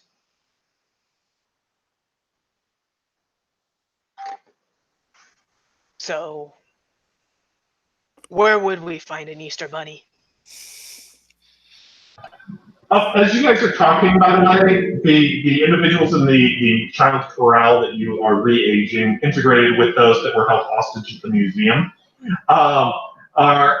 they are all sleeping as they grow older, by the way.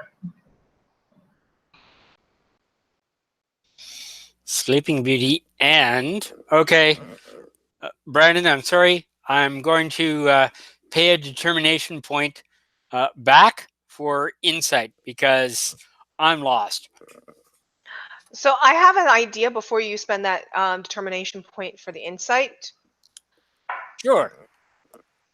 You might need to spend a determination point anyway, but They're there Match to be Girl, spent.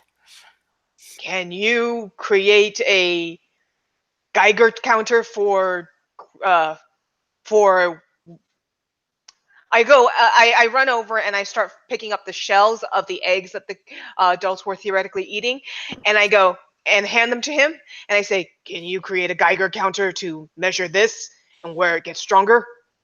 Uh, The shell, when you pick it up and touch it, just withers away into Thanos dust.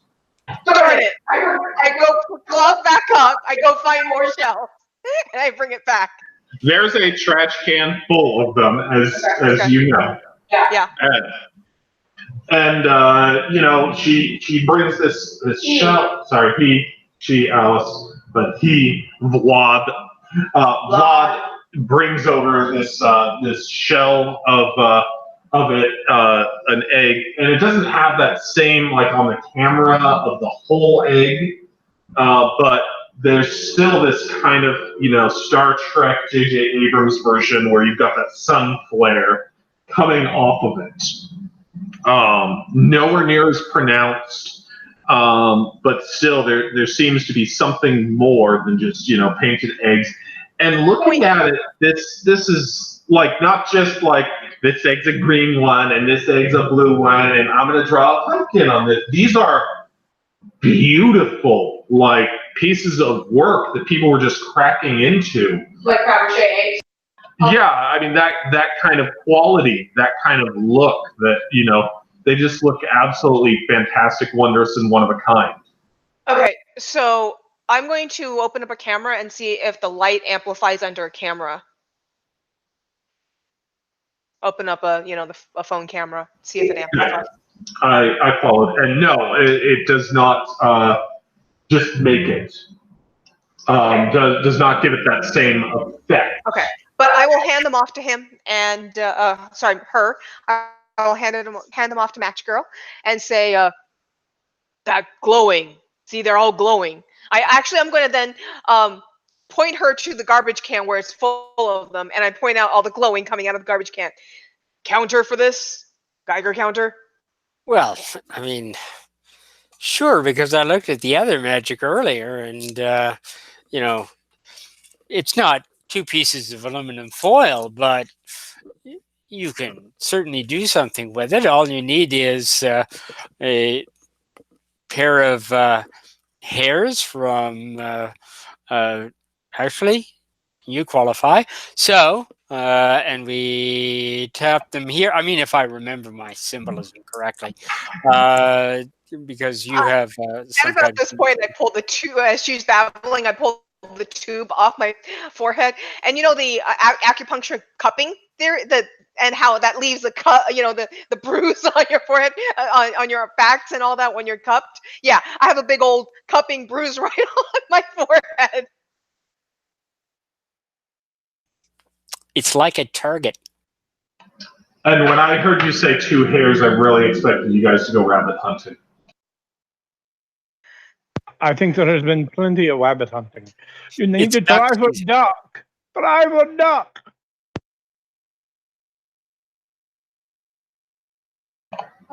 Sure, I will roll to attempt to create a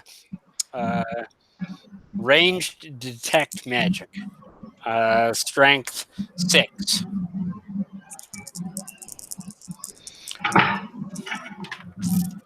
Ooh, a 6. Excellent, because I'm not using science or technology.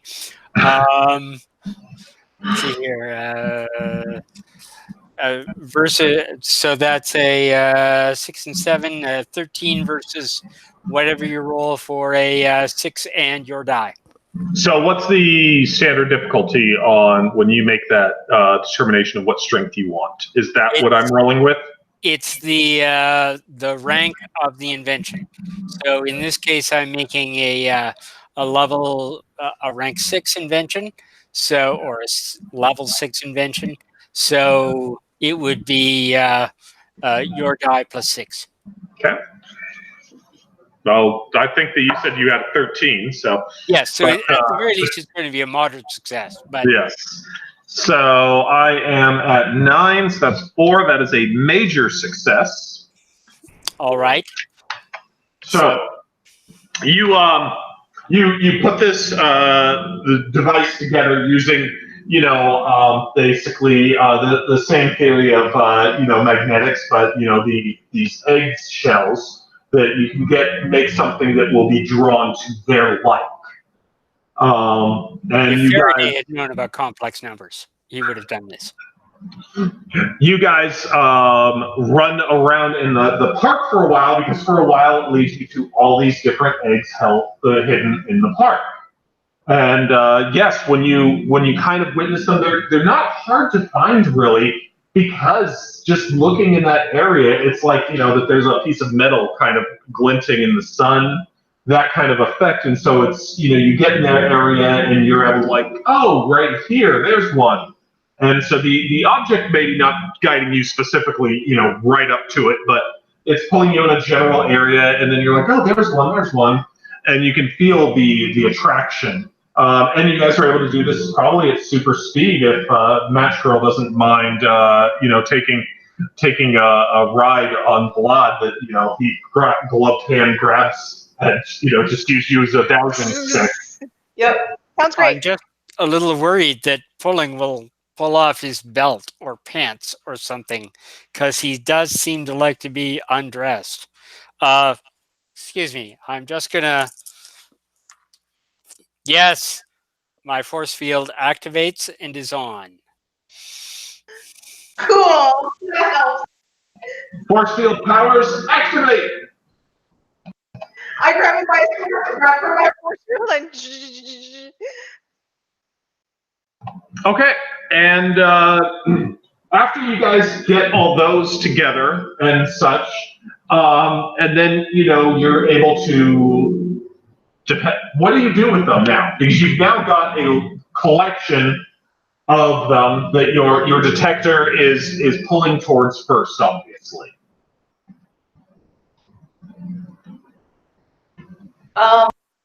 well, he's got the device, so I'll see if he has an idea. This is similarity magic stuff. It's not science. I would say we set the eggs over here so that they don't interfere with the detector, and we look for the other source, which is presumably the rabbit or spirit or whatever. By the way, John, just so you know, the term you're looking for is sympathy and contagion. Ah, correct.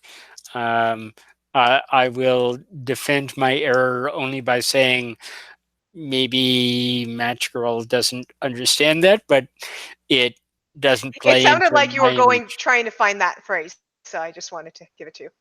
Okay. Match Girl would have said the right thing, because even though she doesn't believe in it, it's important to get the terms right. And she's super smart.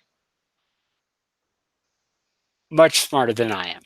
And everybody in this group is effectively some sort of super science creation. 2 of you are experiments that have gone wrong or right, depending on, and then one of you just makes stuff that might create superheroes later on down the line, as we discover the problems with force field radiation. And other than willpower, I actually rolled really well, apparently, on all my stats. So I actually am really intelligent. I've got a 5 intelligence. All superheroes are brains. So you put all you get them all bundled up together, and now you go and you're trying to detect, and your thing just keeps bringing you back. So go ahead. I'm going to do something stupid. I'm going to do something really stupid. You just said me. The eggs. I'm going to put. So we have all these eggs in one big basket.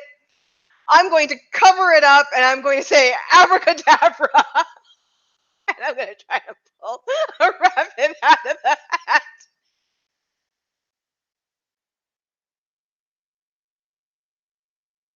Well, now we see the extent of Vlad's very smart approach to magical problem solving.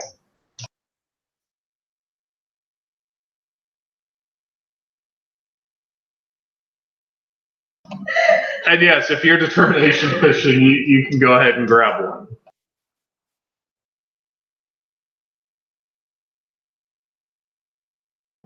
I guess with Vlad's low willpower, he just couldn't resist it.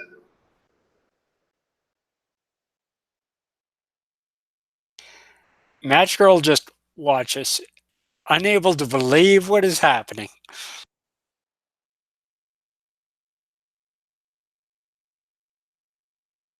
Sorry about that. Had a little bit of an asthma attack from the laughing so hard. Okay, guys. I assume that didn't work though, Brandon. I'm sorry, I hadn't made that clear yet. No, that worked for determination fishing because I am greatly amused by the comic panels in my mind of you guys doing this, and then you do this, and you go abracadabra, and then you pull the blanket away, and they're all still there, and that's like the top, and it covers the left to right on the comic panel, and then there's just like Match Girl staring blankly at you. And then you're like looking around, and then we cut back to Match Girl, and it's like a page of this, of just basically Match Girl staring in disbelief at what you just tried. It's a Brian Michael Bendis comic. It's got little dots above her head the entire time. Exactly. Yep. Okay, sorry. My lungs are back under control. And well, that didn't work. So at that point, at that point, Brandon, I'm going to do something else. I take off my gloves and I am going to put my hands in them and destroy them all, because then we can see if we can find the energy elsewhere. Okay. You put your hands onto these things, and you are just suffused with life energy from one egg. It is stronger than a human life. And it just, takes longer to drain away than what a person would. You probably having experience with that, being forced to as a slave. And you just can't believe how strong it makes you feel to have done that to one. You have a basket full beneath you.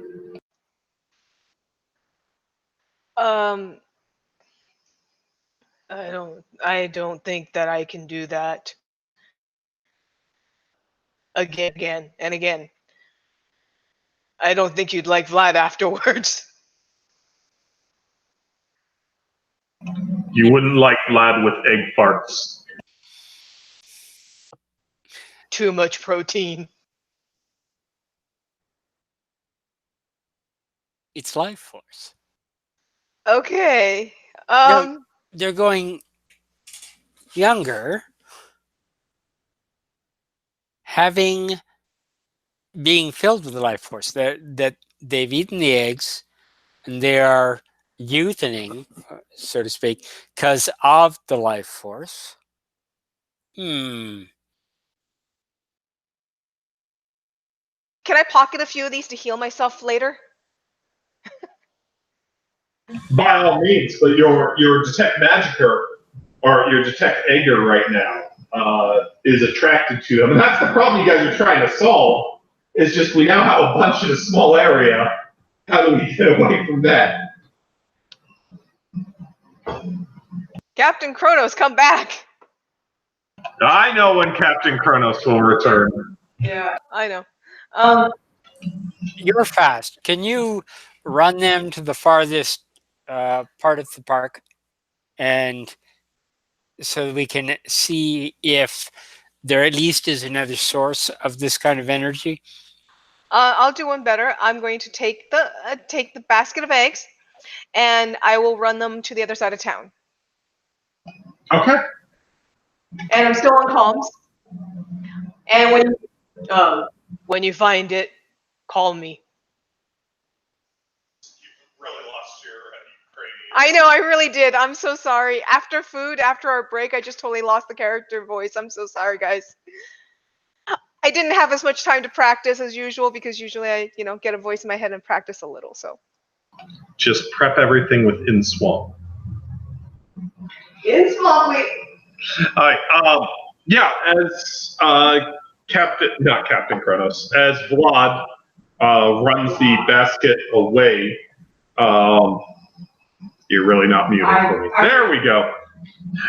As Vlad runs the basket to the other side of town, it takes a while, 6 seconds or something. I don't know. You go to the speed of a passenger jet, so not very long. But you are able to start picking up a different signal.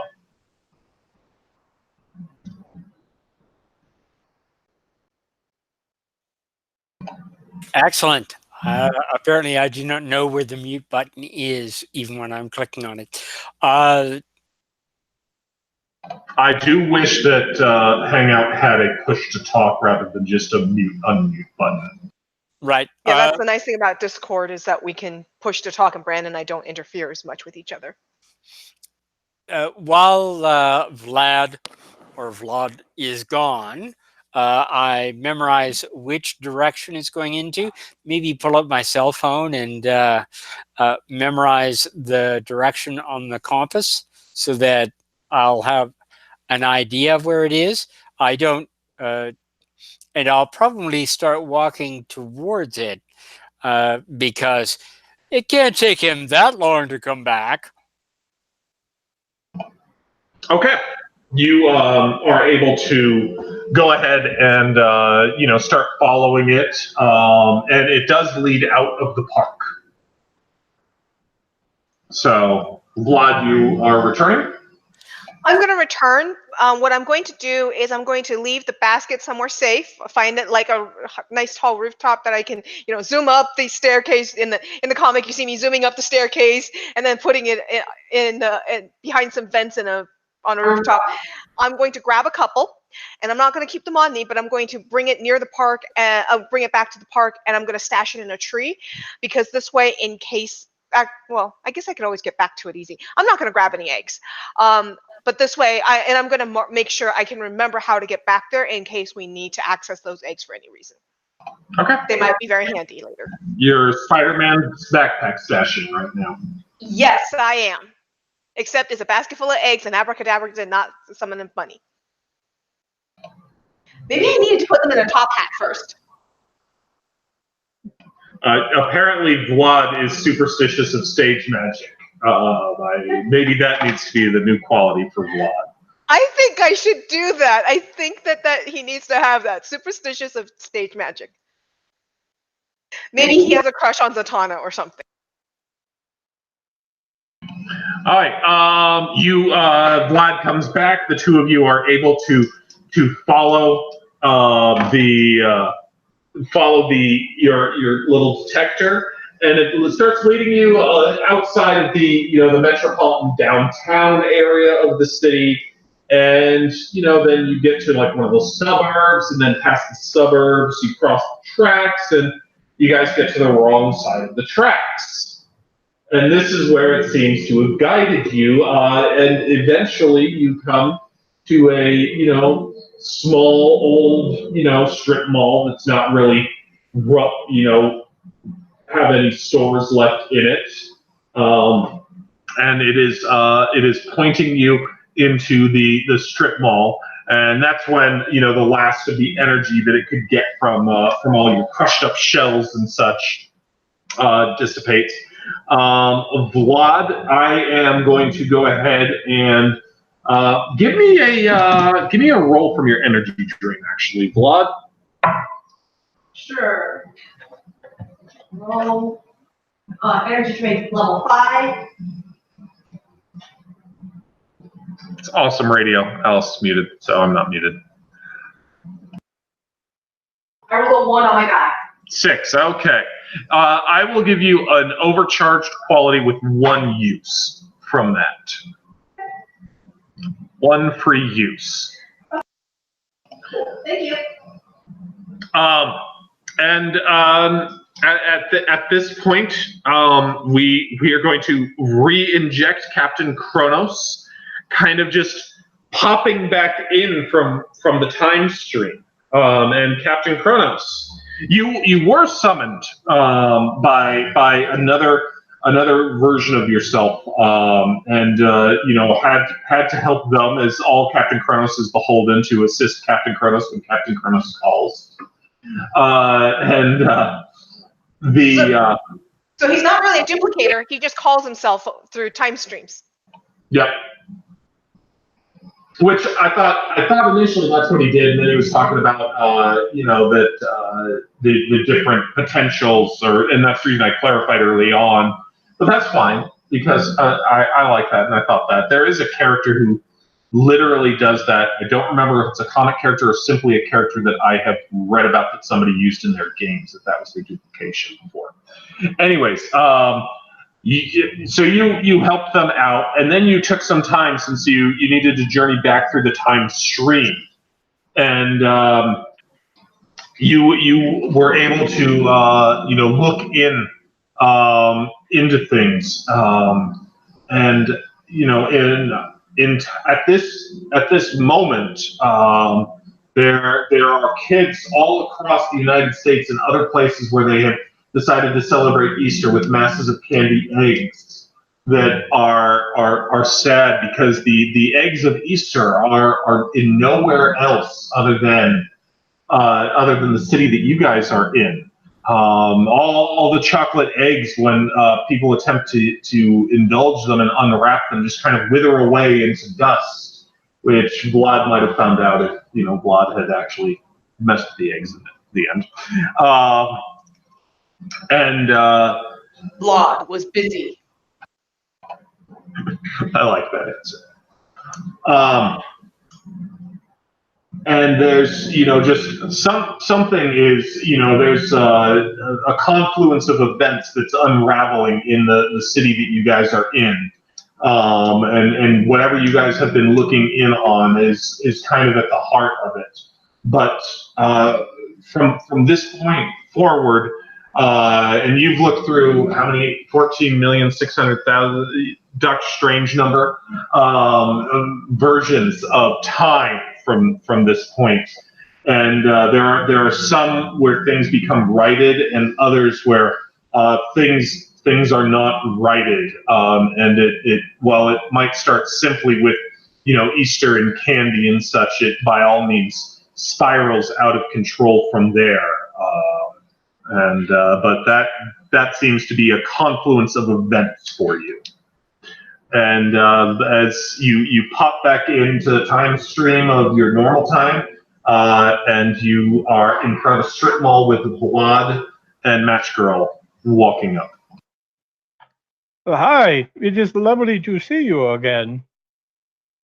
There seems to be something more going on than just in our location. Around the world, Easter is not being happy for many children. Sure. Candy has withered away. Just, Eggs have withered away. We should help them then. Let's fix this. Yeah. Match Girl says it's in there.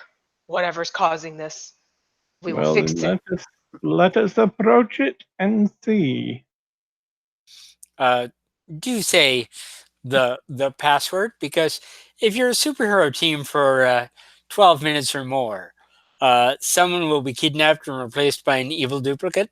So, we assume that we've done whatever is necessary to determine that Captain Kronos is actually Captain Kronos. Really? A password? The password is jurisprudence. Here I was expecting the password is password. I was hoping he'd say the password was abracadabra. Why would I say abracadabra? Because You'd say you are tetragrammaton? You had to be there. Yes, I saw you say it, and so nothing happened. But I did not see either one of you change the password, so it should be jurisprudence. Unless this is a different timeline. But Okay, I do not feel I any. half want to say that he's an imposter just because he was watching us. Come on, he said he was watching and stalking us. No, I was not stalking you. I thought I hold out the You were future. watching, yeah. There is a confluence of events. They are all coming to bear at this location at this time. So we have to be very cautious not to alter the time stream for everyone as we approach.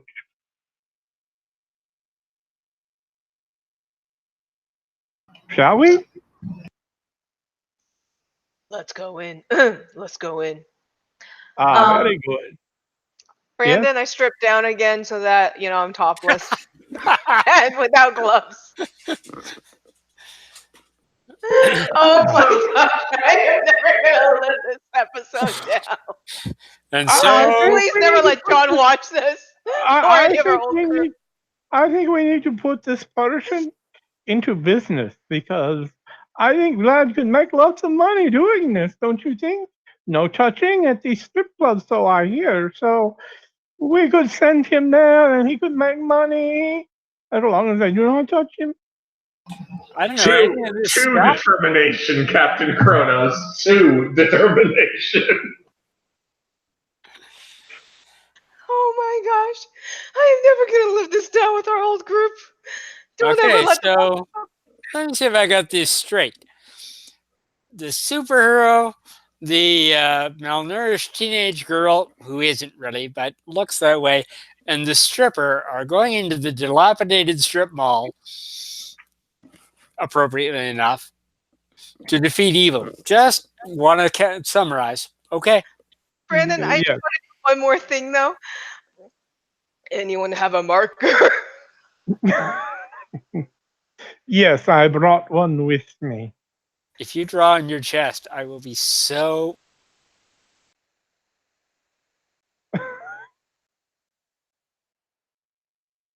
I'm going to draw my superhero symbol on my chest. I love this part. It is so hilarious. Oh, And I'm going, oh my God. we just need to buy a costume that lets her write on himself in any way he wants and can be dry erased. You have Like, seen those things. They're amazing. They are not like chalkboards at all. They take a little more work, much more clean, but you have so many colors. I just want to know, do the Avengers have an opening? I got to get out of this outfit. No, that is why we are here. Do we need to change Vlad's symbol to a bullseye, and then he just has this big bullseye target on his chest? Punch me here. Yeah, I beginning to think so because originally I had the picture, of a horned, cow's head or bull head or something as his symbol. But yeah, I'm beginning to think we should just do a big bullseye. Plus, I have a big purple bullseye on my forehead right now, so I've got a big purple bullseye on my forehead, and I can just hit Well, here. and if we put a bullseye on you and they punch you there, they suffer, so why not? Okay, so I start drawing a bullseye on myself. Then hand you the marker back. Thank you, and ready to go.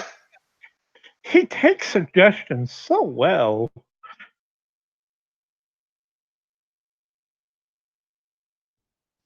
I'm busy being boggled. Well, yes, but we are all boggled.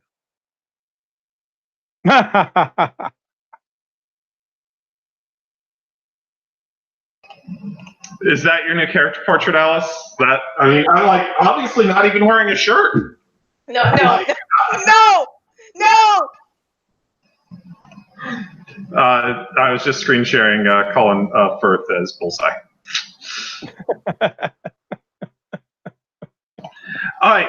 And I even made certain it's focused on for the viewers. So,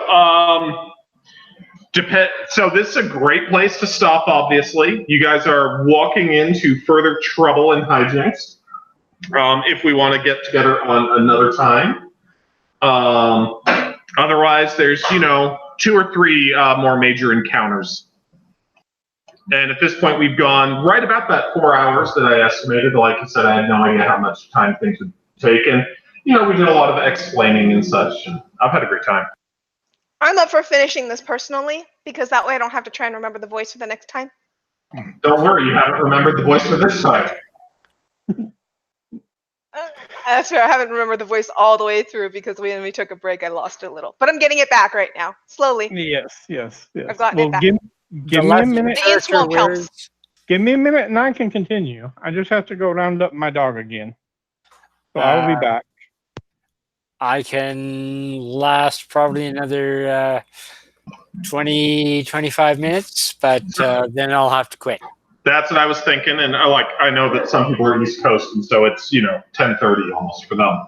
So why don't we go ahead and call it here, and we can go ahead and try and pick it up some other time, because I'd sooner have an enjoyable game rather than just rush through a bunch of it and all.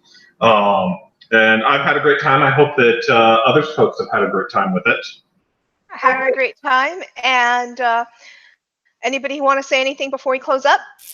I have never seen a stripper superhero like this, so certainly it's widened my horizons.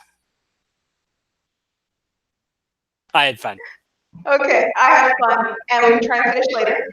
On behalf of Banff, on behalf of Mike Lafferty, and Hold on.